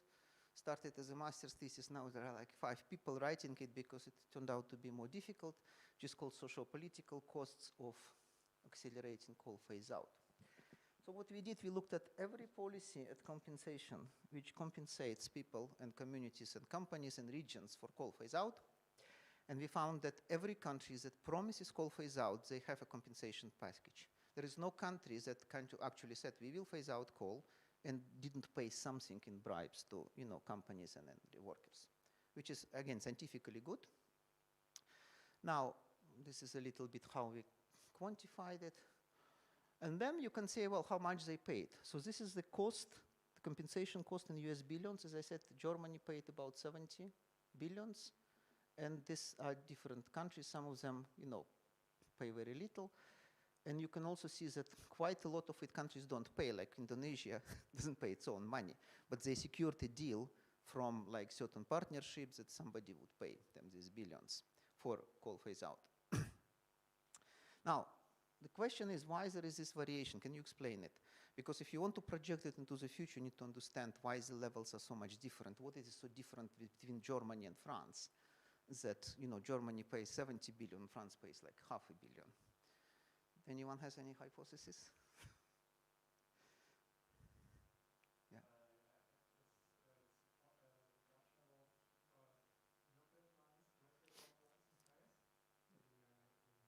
Yeah. Yeah, which is formulated a different way, a small number of coal-fired plants and plants, right? Because they don't have that many, yeah?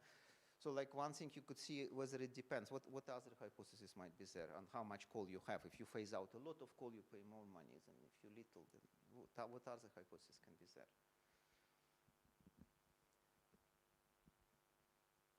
Well, okay, so we tested one with rich countries pay more, right? That it depends on GDP. So if a rich country is prepared to pay more. But, and many other variables, right? It's a typical kind of regression thing. So we did like millions of various models. And what we actually found that the very, very accurate predictor is so-called avoided emissions. So avoided emission is a parameter when you have, if you retire very young, large coal power plants, you avoid a lot of emissions because the coal power plants would work a lot and produce a lot of emissions. If your coal power plant is small and old, right, I mean, who cares whether you retire it? There is almost no effect, right? So if you calculate, and it's of course technically quite difficult because you need to know the age of every single power plant in the world and how much they would otherwise work without kind of retiring, but it is possible and it produces quite good proxy. There is a still difference, right? But it produces very good proxy of, the range significantly reduces of how much, what is the difference. Still, Hungary would pay astronomical amount per avoided emissions, but, Germany becomes like more within somewhere within this, here is Germany, right, within the average. And, social cost of carbon is also, like by Nordhaus and whoever else, is also within this, right? So you have to pay approximately the social cost of carbon. Of course, most of people who negotiate it, they don't know what is social cost of carbon. They just negotiate back and forth how much you would pay, and this number can be used then to see how much do we need to pay India and China, right? And that I'm coming to the climate. So now, so what, first of all, these are historical, funds. This is how much is paid at the moment in total billions, going from, largest are domestic. These are some EU funds, and these are funds promised to Indonesia, Vietnam, and South Africa, which are the largest developing countries with coal, that promise to remove coal in exchange for compensation.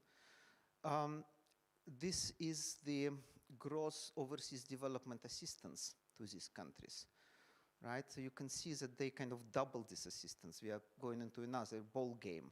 It's just kind of, they are going to get for coal more than they are getting for everything else, for like health, education, stuff like that. But now, this is how much China and India, would get into 1.5 or 2 degrees. This is China and this is India, right? If they would get at the same rate. You can see this is quite much larger. So it would totally dwarf everything that we are doing at the moment in coal. And of course, because the future of the climate depends on what happens in China and India. This is overseas development assistance to these two countries at the moment. So it's also not even, never even close. These are coal production subsidies. Some people say, oh, you just stop paying coal production subsidies. And then in this way, you get financing for transition from coal. No, it's several orders of magnitude smaller. Well, this is what Indian Prime Minister Modi requested at the recent climate summit. He said this is how much India needs. So you can see approximately this is actually, he did the same calculation, right, in the range of like 50 billion. And this is all COP. COP is a conference of parties. Climate pledges. These are all money which rich countries promise. This is 100 billion about to pay poor countries for all climate-related things around the world. It's about 100 billion. Almost nothing of this has ever been paid, and probably will never be paid. But anyway, you can see that kind of you can get into this range if you add, some promises here, some requests, but we are getting into hundreds of billions. Now, my concluding slides is that what in the first part I was trying to explain what are interesting economic questions about the climate, and some of them is like what are the true costs in the real world of climate policies. That we currently have two very sophisticated, difficult kind of advanced instruments to deal with climate mitigation, but they cannot provide realistic costs. They are just not constructed in this way, so you need different types of studies, which of this type of studies where you actually look what is going on in countries like Germany, and then you can quantify the costs. And then the second part, I talked about coal phase-out compensation, that almost in every country where you want to prematurely phase out coal, get rid of coal, you have to pay compensation to workers and companies and regions. Half of these financial flows are international, so one country are paying another one to phase out coal. And they can be calculated based on avoided emissions and comparable to social costs of carbon, or to, emission trading price of carbon. It's the same thing approximately. And then if we want to do something like this in Asia, and we want to achieve 2 degrees or 1.5 degree targets, then we have to basically use all our international flows which exist now, just give it to these two countries, and it probably will still not be enough. Okay, so thank you so much for your attention.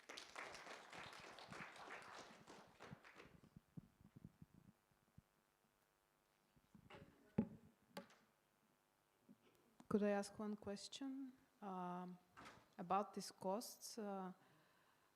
Well, Germany, when it was phasing out, it had to invest probably, and not only Germany, in R&D of wind, solar, etc. It's now these costs are already accounted for, and China and India do not have to do that anymore.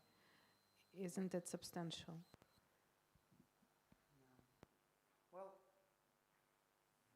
we count only the costs which were specifically negotiated to give to as a compensation packages, right?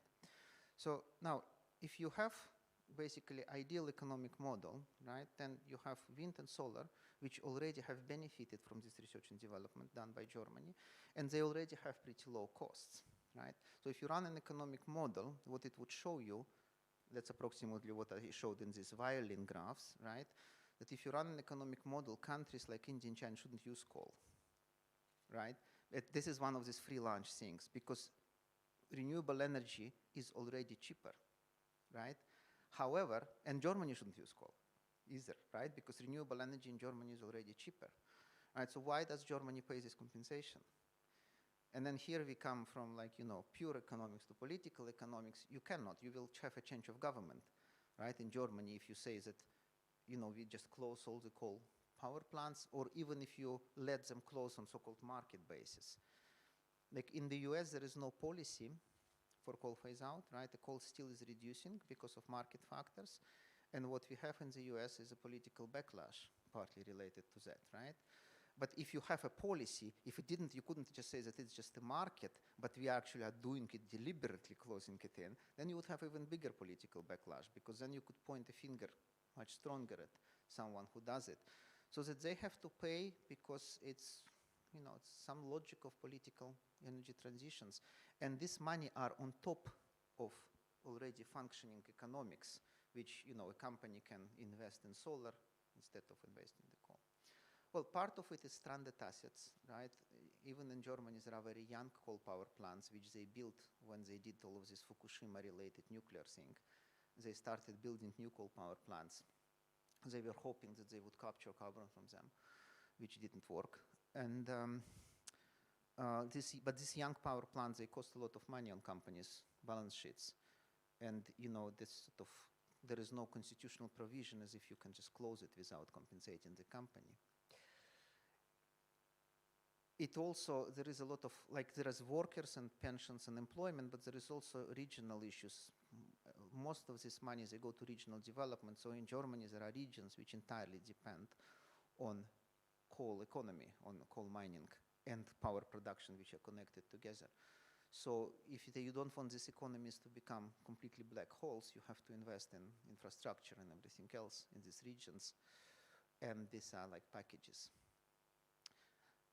Now, also, if I can like just continue, a lot of people are saying that this money are not lost money. They are not lost for consumption, right? They are money if you invest in your region, right?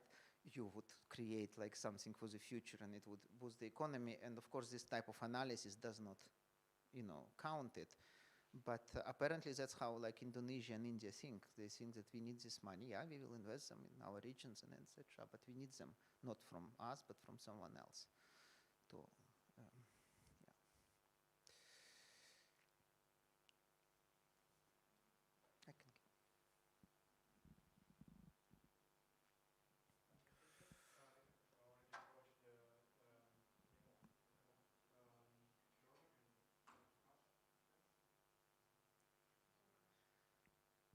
Yeah, okay.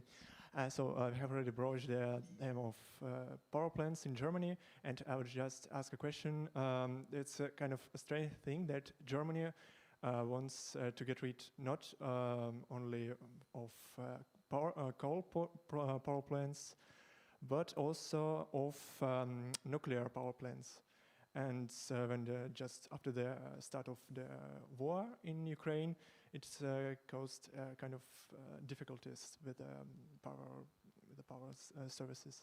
And what do you think of it? Is it crucial? Is it really a key point to just to make not only coal phase out, but also nuclear power phase out in this situation, in these circumstances that we just have now? Yeah. Well, first of all, Germany already doesn't have any new, I mean, they closed it in 2022, yeah. I have an article in which I worked several years, which tries to explain why Germany did it and how they did it. I personally think it is a tremendous mistake, a huge mistake. yesterday we discussed over dinner, Sweden now decided that it will meet most of its energy goals by nuclear power, because they couldn't develop, even Sweden, which has a lot of land and a lot of possibilities to use all sort of other renewable sources. So in this other article I kind of flashed there, we basically show that you cannot even think of achieving climate goals, these stringent goals of 1.5 or 2 without nuclear power. You need nuclear power. Well, you mostly need it in Asia, and particularly in China, once again in India.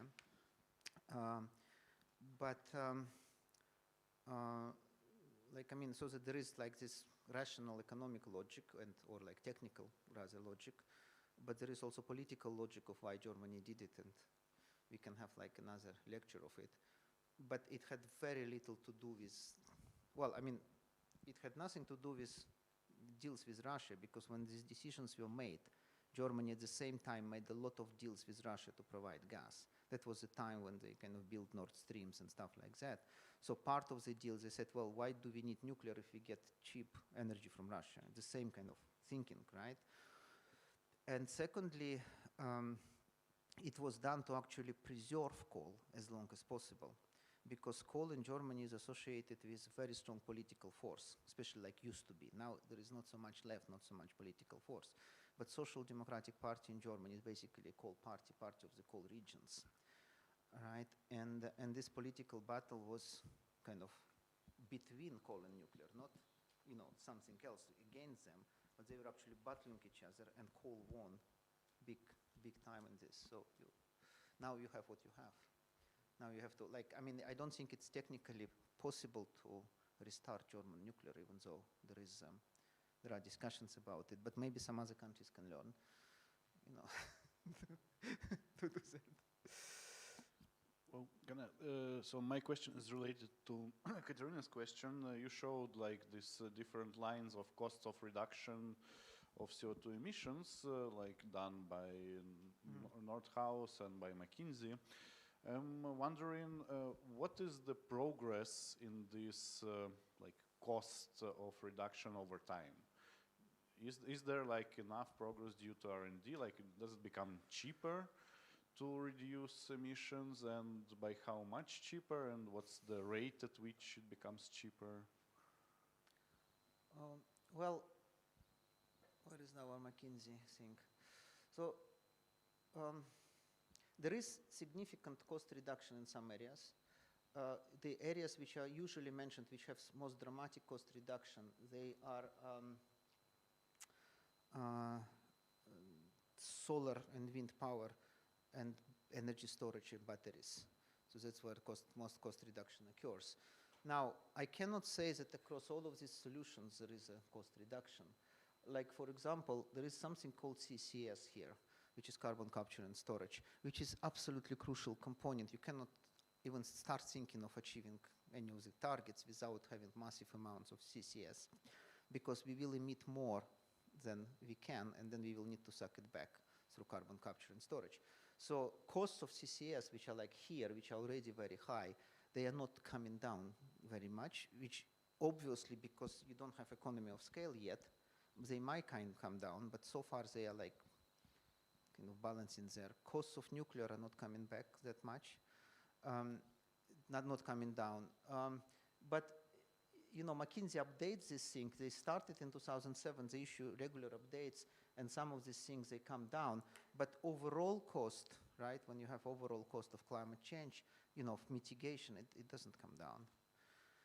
There is no such thing that 20 years ago, we would say it's 2% of GDP, and now it's suddenly 1% of GDP. I never. Well, in part, it's also because it became more urgent, right? Every year we miss, you have to do it faster, and that means you also have to do much more of these very expensive things on this side. So there are different forces at work to do it.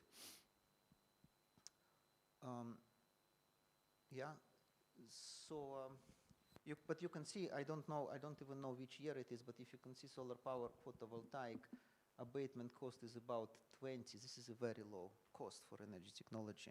So they already use quite high. Yeah.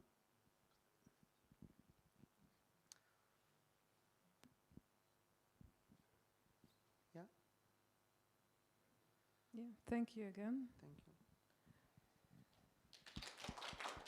Thank you. So the next presenter is BEROC's own Lev Lvovsky.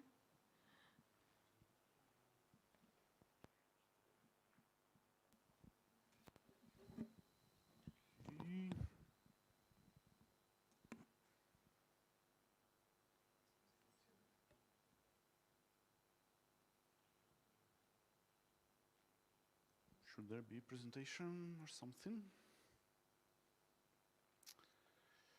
Yeah. Okay, so I'll present my paper, which is written jointly with my friend and friend of BEROC, Viktor Fedoseev.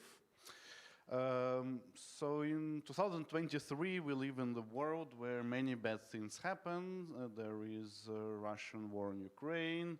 There is war in Israel, so there is global warming, and it makes us to forget about some other smaller vulnerable groups, which I'm talking about. Well, of course, American politicians. So what do you what is the first thought when you look at American politicians? It should be, of course, that they are not getting enough money. Is it something that rings a bell? I hope yes. So the paper that we actually wrote is a paper about Talak paradox. And the paradox is that although there is a lot of money in US politics, it is actually quite not enough money in US politics. It gives companies a lot of benefits to have political connections. Companies earn billions of dollars when they pay to American politicians, yet they kind of underinvest in this political channel. They only give like tens of thousands or hundreds of thousands of dollars instead of investing much more, something that you would expect from in the like normal financial theory. So there are different ways to guess and to estimate how much firms get from their political connections. So here are numbers from several different sources.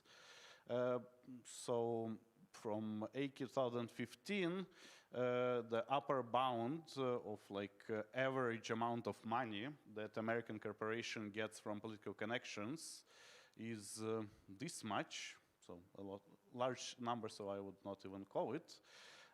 There is a lower bound from the same paper, 105 billion. There is a number from this paper, which is $134 billion. And how much that's how much average firm gets from political connections. And this is how much average firm donates to a politician. It's only $1,800. So sorry, average firm isn't worth $134 million. What do you mean by average firm? Average firm in our one second. Is this Compusted? Yes. This is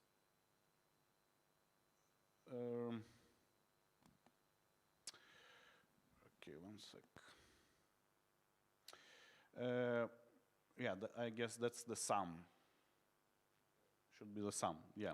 Well, in any case, whatever like firms donate to politicians, it's on magnitude smaller than what they could get from these politicians. Our paper actually have two types of contributions. One is we talk about this Talak paradox, and the other is we try to estimate how valuable is political connection. So what's the problem with estimation of how valuable is political connection? Problem is that there is a huge indigeneity problem. rich companies have a lot of money, and they also donate to politicians. And it's unclear, like Coca-Cola company, it gives money to senators because it has a lot of money, or it has a lot of money because they give money to senators, because they have political connections. So how to get rid of this indigeneity? Well, one good thing about politicians is that they sometimes die. Move here. So here is the list of American politicians from House and Senate who died unexpectedly while being on their political post. So you see, like most of them died from heart attack, several of them died in plane crash, then there was suicide, then falling from stairs, so many interesting things. I think, like this 1989, it's actually, it's different,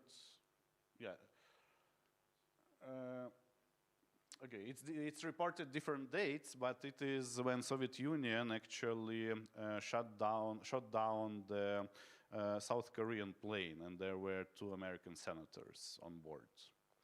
So there are different. Sonny Bono is actually a famous guy. It's husband of Cher.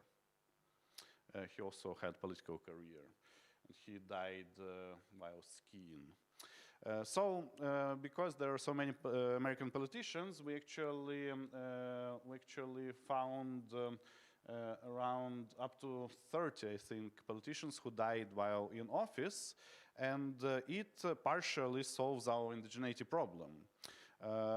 We cannot say, like, we cannot have a firm that randomly gets political connection, but at least we have a firm which randomly loses political connection. And we can see if it affects valuation of the company. And the answer is yes. So we look at these companies which donated to these suddenly dead politicians during the last election cycle. And we look what happens with valuation of these companies after the event of these sudden deaths relative to the market on average. And what we see is, so that nothing works.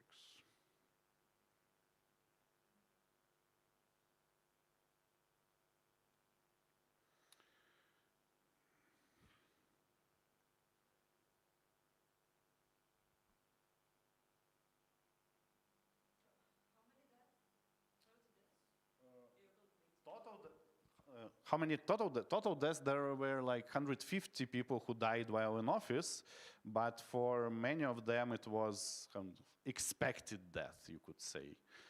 They died because, I don't know, like if a person is very old or something. So we choose around 30 deaths which we can claim that they were sudden, that they were like more or less unexpected. For example, like heart attacks, we look for people who are not that old, because if you have like 90 years old senator who died from heart attack, you could think that it's expected. But if it's not an old person dying from heart attack, then we say that it's unexpected. Of course, like you can argue about some of these cases, like about suicide, that maybe some people knew beforehand that this person was suffering from depression or something. But well, we have like enough of them to hopefully have statistical power to overcome it. Yeah. So what's the result? The result is that yes, political connections are.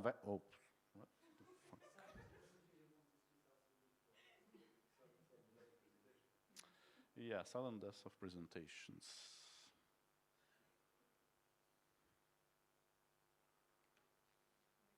We'll try again. It's not last slide. But even if it's last slide, it should not die like that.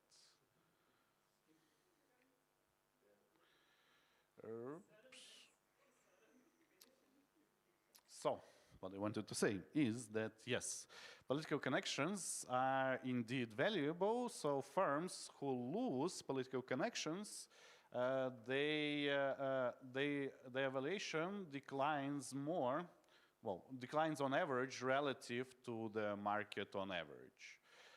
In 3 days after the event, the valuation is 0.38% lower than market on average. In 5 days, it accumulates to minus 0.5% and 0.6% after the 7 days.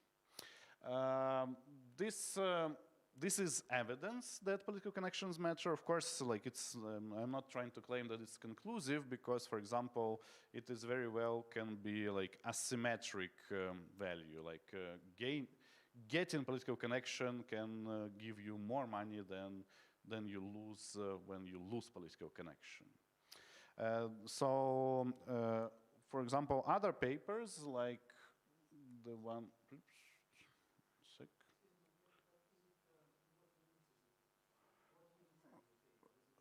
That unit was percent of, so it's CAR, it's a cumulative abnormal returns, so it's in percents.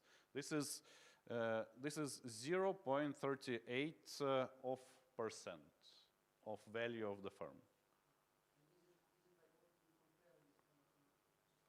With market average. What?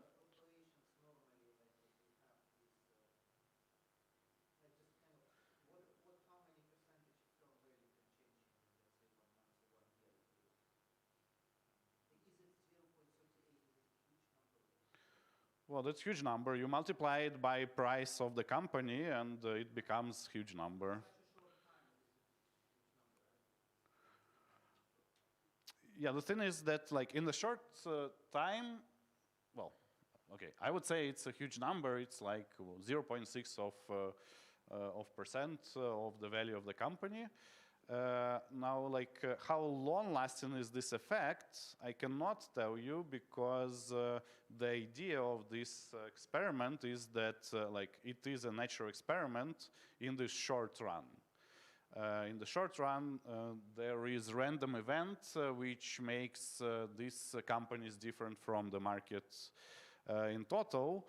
Now, like in a month from that, it would be not a random event anymore because like firms would react, they could change their behavior, something else. So yeah, that's just this point estimate. Yuri?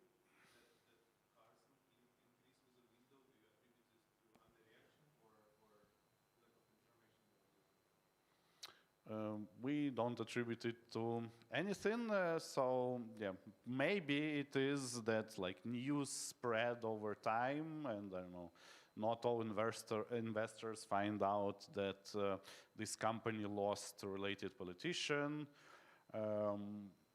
or something else, but we don't have like any good explanation why it increased over time. Day zero is what? The actual death or yes. Announcement that he might be dying, right? Because this might explain the profound effect because the actual death. These particular results are where day zero is day of the death. Now, in the paper we have robustness checks because in some cases death is reported, for example, a couple of days after the actual death, and in some cases, like a person was like seriously injured and will presumably die, but was dying for a week. And in some cases, a person died during holidays, so there were no trading days. The first trading day was in 2 days after that. Yeah, well, maybe that also can explain part of this increase over time, but Igor disagrees.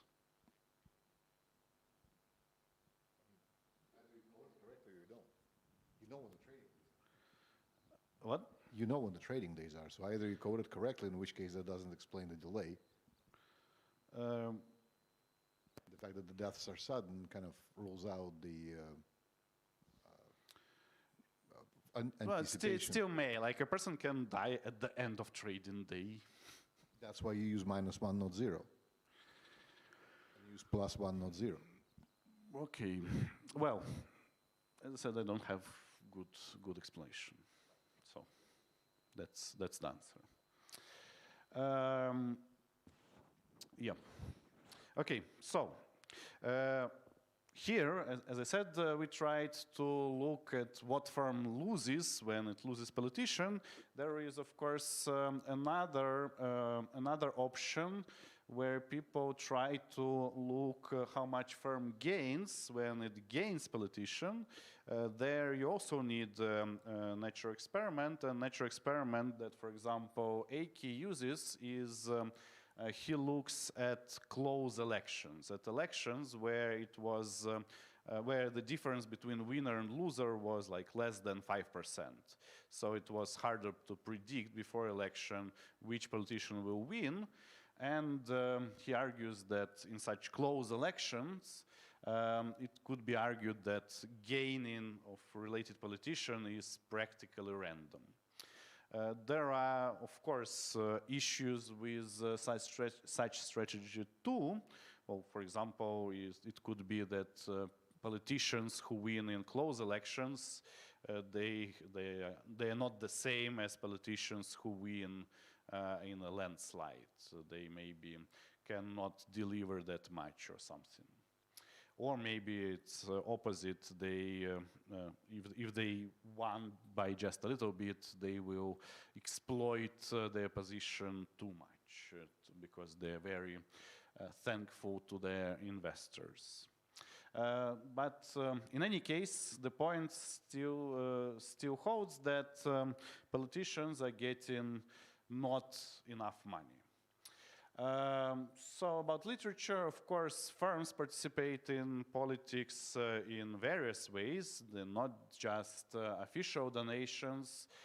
They can have some direct connections, campaign contributions. It's what we are, it's the data that we are working with, money on lobbying, on charitable donations, and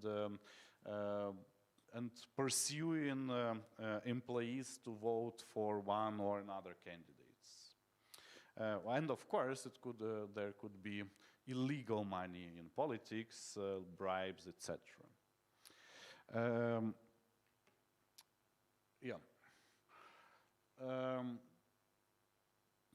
So there is another quote about that there is not enough money. Not enough money in politics, that in US actually there is a cap on how much a corporation can donate through its PAC to a politician. This cap is not very high, but corporations actually do not max out on this cap. So corporations donate much less than they could, than they are allowed to do legally. How do we answer this paradox? Well, by actually looking at what are the incentives to donate. The thing is that firms actually have huge incentives to donate, but firms do not donate their own money. Firms organize corporate PACs, so like small corporate funds, and then their employees can donate money into these PACs. And the reason why that we claim why there is not enough money in US politics is that we should look not at firm level benefits, but at personal level benefits. And on personal level, there is just not enough incentives because people own not enough too small shares of their companies. So basically, due to our answer is that due to dispersed ownership of firms, we observe this picture that not everybody have incentive to donate, to contribute. If one person would own the whole firm, incentives would be the same for one person and for the firm. Yes? But when you say the firms don't themselves donate to PAC, I thought your data was exactly on the firms themselves donating to PAC, not on their individual owners. And the fact that the firm is organized as an entity does solve the problem of joint decision-making, because now decision is given to the firm. Decision, so this is how it looks in US. Firm organizes PAC, then employees of the firm, they can donate to this PAC, and well, basically firm decides to which politicians this PAC will donate. Sorry, why are we even talking about employees? Employees are not the one benefiting. So we should be talking about shareholders and the firm itself. And you're showing that corporate treasury, so the firm, can give money directly to the PAC. So I thought the entire puzzle is, why doesn't the firm, which you call corporate treasury in this chart, give enough money to PAC? So, okay, and I guess I understand. There is this relatively recent change in the law when firms can have like firm level PACs. We look at, well, first of all, we look at the historic period when they could not. Well, basically before 2015 they could not. Treasury could not give money to PAC. Yeah. Oleg?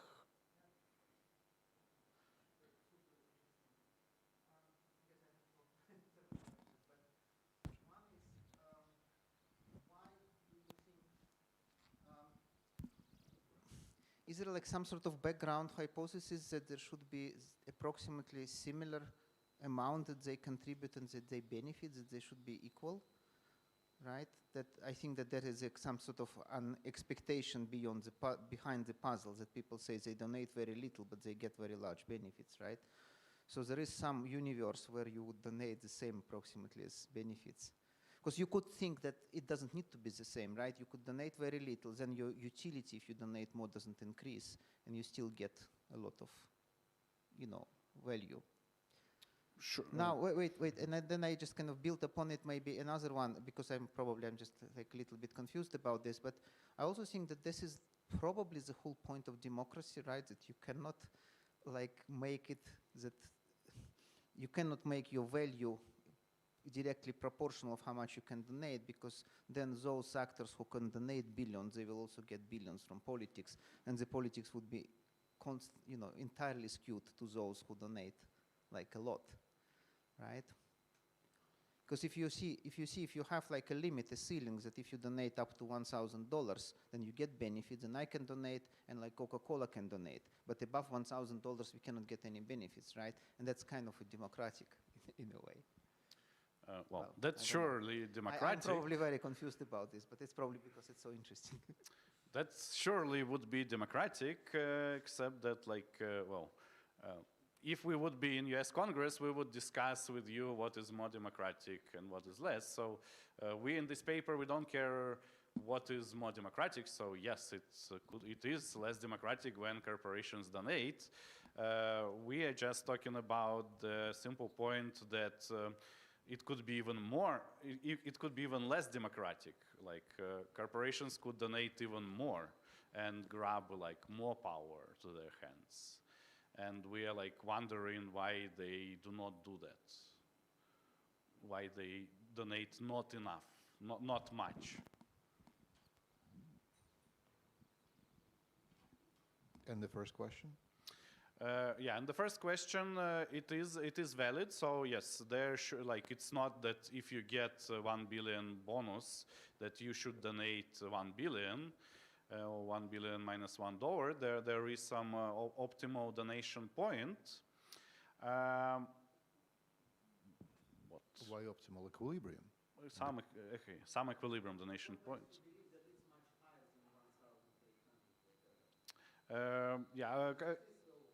Okay, I'll show you like at the end. What makes us believe is basically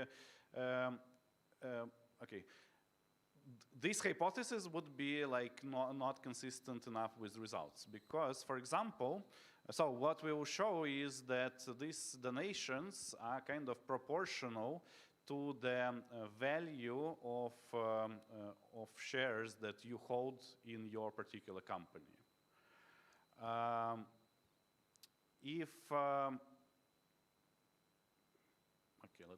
let me think if I'm saying something reasonable or not.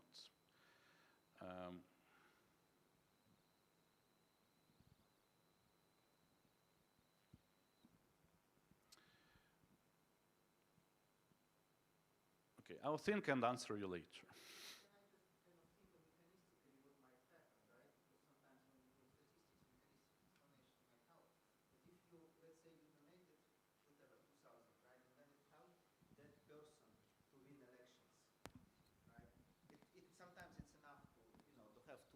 To win elections. You don't need to have maybe that much money.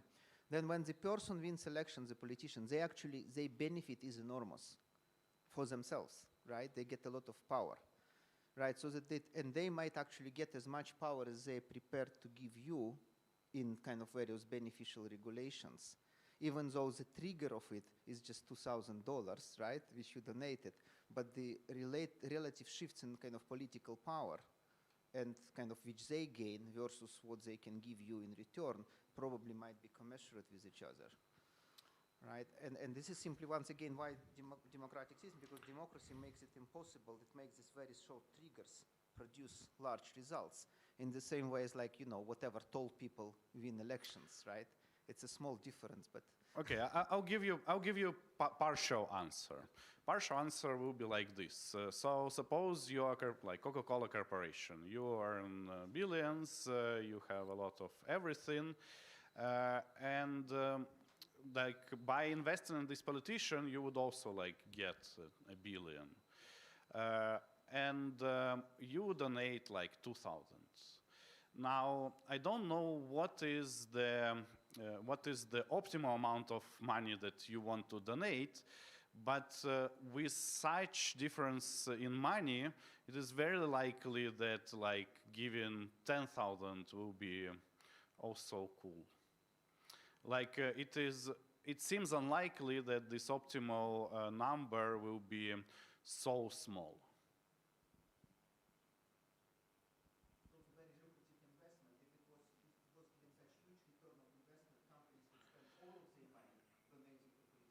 Something like that, yeah. Well, that's basically that's the Talak paradox is why they do not spend all of their money on donating to politicians. But it well might be because the benefits are miscalculated. You know, this is a simple discounted cash flow, so the discount rate might be much higher than what the papers did assume. So, first, second, the politician might not be elected, so there is a probability of getting minus 100% return, and third, the politician might change his mind and not be felt obliged to, you know, to pursue the interest of the contributors. So the only explanation I see is that benefits are miscalculated. They cannot be that large, if you need a plausible explanation. Well, that's of course plausible, but as I said, there is no perfect way to compute benefits. But whatever ways there exist, all of them give quite large numbers. So there are, of course, several other papers which try to estimate these benefits, and all of them give like huge numbers. So, yeah, it could be, but meanwhile, all the estimations that we have is that benefits are enormous. Another problem might be the free riders, because you estimate the total benefits, right? And all of the contributors should benefit from them. So if you're a single contributor, why should you contribute a lot as the rest of people will contribute and you still get the benefits? Another explanation, huh? Well, yes. So this is part of this, yeah, of this problem, kind of, that the firm donates from the whole pack, and each employee can contribute to the pack. So yes, you can expect that some other people will put money there. Nevertheless, you have like your own personal incentives. But basically, what we are showing is that, if you would own 100% of the firm, then your incentives would be perfectly aligned. If you own some small fraction of the firm, and there is, for example, fixed cost of any participation, then a lot of people with super small shares, they would not donate anything. And the rest will donate proportional to their ownership, but the more dispersed the ownership, the less of these individual incentives to donate there will be. That's basically what this paper is about. Yeah, Oleg? I think we don't have enough time for discussion. We have.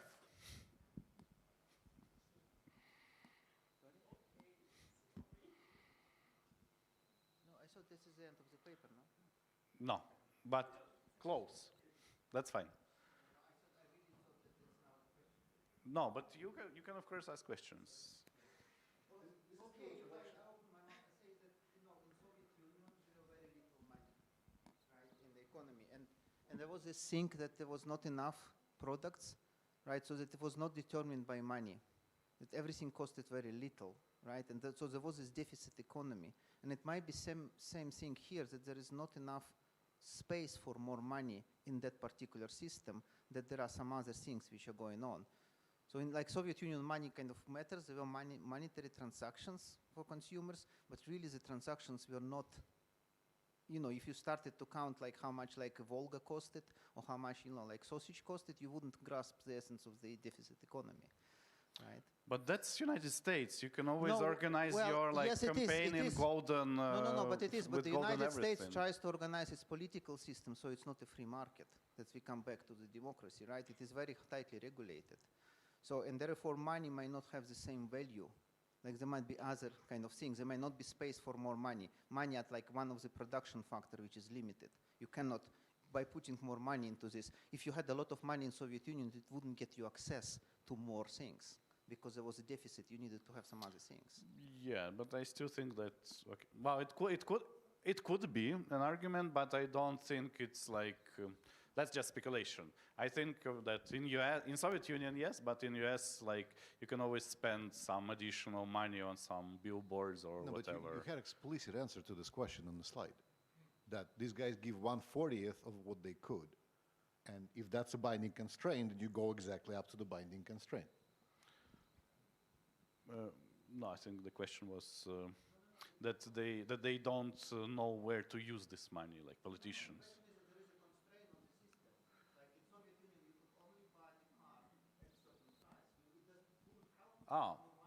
Then yes, so there is constraint, but they do not reach constraint. Okay, so yeah, that's how it works. As I said, we are talking about the period when the source, when the source of money was individual contributions of employees. And we will see something soon. Why do you keep saying employees? Because PAC is for employees. That's how it states. But if employees are not shareholders, they have no interest in giving. Then the puzzle goes away. That's their problem. They don't have interest of giving. They're not obliged to give. But the PAC is always like PAC of employees of Coca-Cola company. I'm sorry, but in that case, there is no puzzle. Because an average employee of Coca-Cola company is not a shareholder of Coca-Cola company. That's true. And hence, why should they give? Well, shareholders also can give to this PAC. But then let's talk about shareholders. The puzzle is with the shareholders. Okay, that's official language that PAC is for employees. That's official language. That's how, like if you would look at US, like what's the PAC? PAC is a fund for employees to give money. You mean corporate PAC? Yes. Are shareholders who are not employees allowed to give to corporate PAC? Yes. Okay, then let's talk about shareholders. And employees.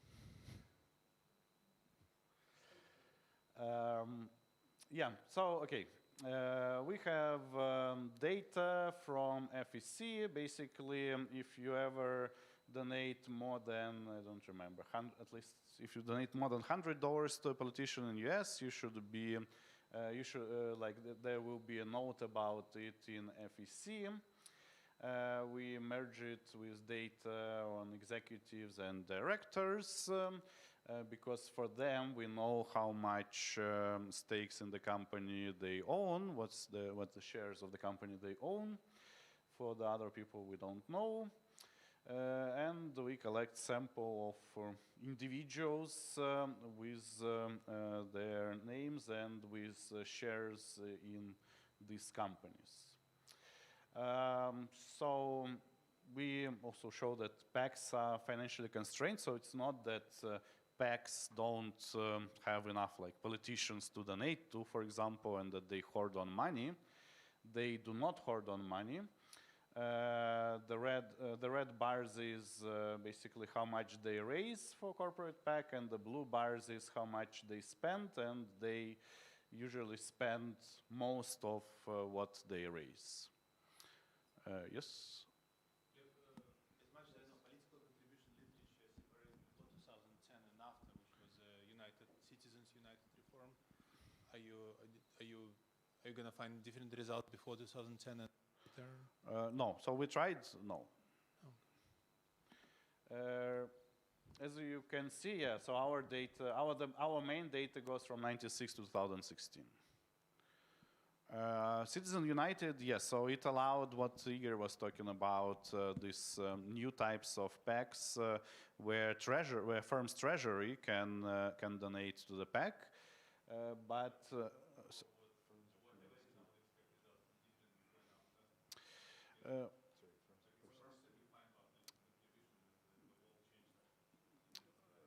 yeah, so these new types of PACs, I forgot how to call them, they are different also in a way where they can donate their money.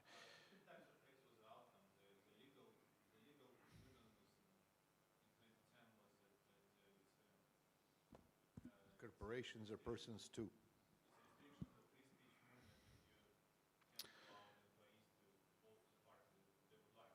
Yes, yes. What I'm saying is, what I'm saying is that they do not like compete on the same field with. Well, in a sense, they compete on the same field. So they can only donate to specific elections, not to all elections, and there is like limited number of them. So, well, yeah, we can say that there maybe. You can say that there is some small effect in 2010, but yeah, overall, in these elections, there is no much effect of this law. So it's basically separate elections. Okay, so what else do we see is that people donate to the corporate PACs. People who own more of shares of their own company, they also donate more. So people in 10th quintile, they contribute the most, and there is this increasing relationship. We have a model in mind where, well, basically the most important that we want to look at this coefficient for ownership of stake in the company, and we find that indeed these contributions, they are proportional to the value of ownership of stake in the firm.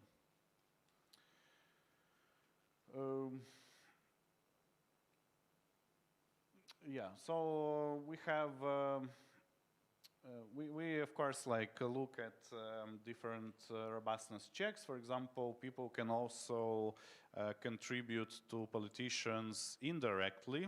Well, not just through the PAC, but contribute directly to politicians, but to the same politicians that their corporations donate.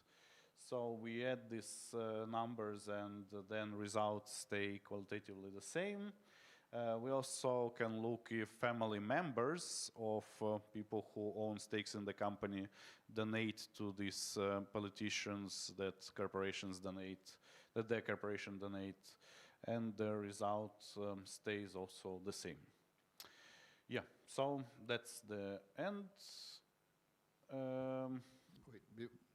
So you're finding that rich people give more, right? Not rich people, but people. So we also have data about how rich they are. For example, what are their salaries?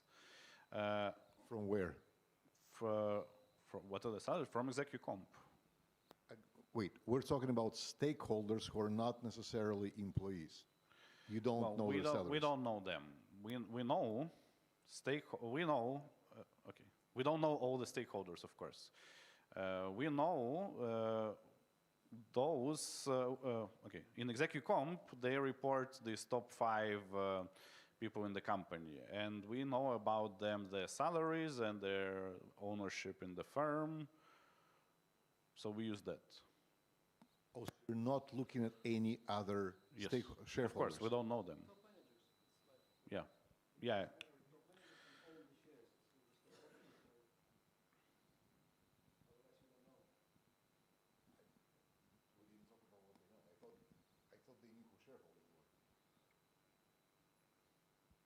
What? So I misinterpreted your regressions. I thought you knew who shareholders were, and from the from Federal Elections Commission, you know everybody's contributions. Oh no, we of course don't know all the shareholders. I don't think there is a data file that has it.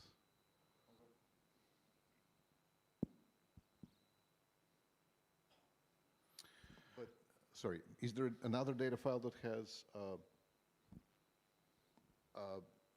some measure of dispersion of firm's ownership? Because another testable implication is firm with concentrated ownership should give more. This is like direct implication of your mechanism. I understand that privately held firms you don't see. Well, we here, of course, only talk about public firms. Again, I don't know if there is data on concentration of ownership, so we can, like, of course, construct our own fake variable concentration of ownership, like what percentage of ownership is owned by these top 5 executives. And with this variable, everything works fine. Now, yeah, if there is such variable, now I understand why you kept we'll saying employees, because you only see employees, you don't see shareholders. Well, yeah.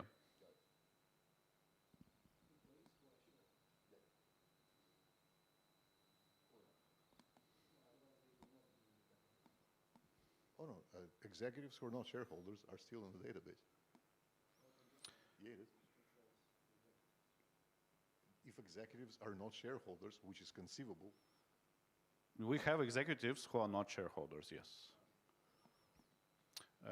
We also have, we have like several robustness checks. We also have some executives who are executives in several firms at the same time. And we can look only at them, and then they have like different values of stock ownership in different firms, and the result still holds. Yes, they donate to politicians more, to which like in the firms where they own more stocks. Okay, so yeah. Basically, this is a conclusion that donating money to politicians is profitable, but people donate not enough money. They donate not enough money because of they have personal incentives are lower than incentives of the corporation itself. Yep. Any more questions?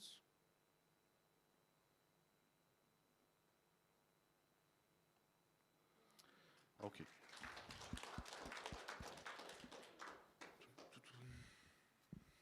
All right, it's my turn again. I'm only going to take a minute. I just want to thank everybody for being here, and everybody who is online for still sticking us, bearing with us online.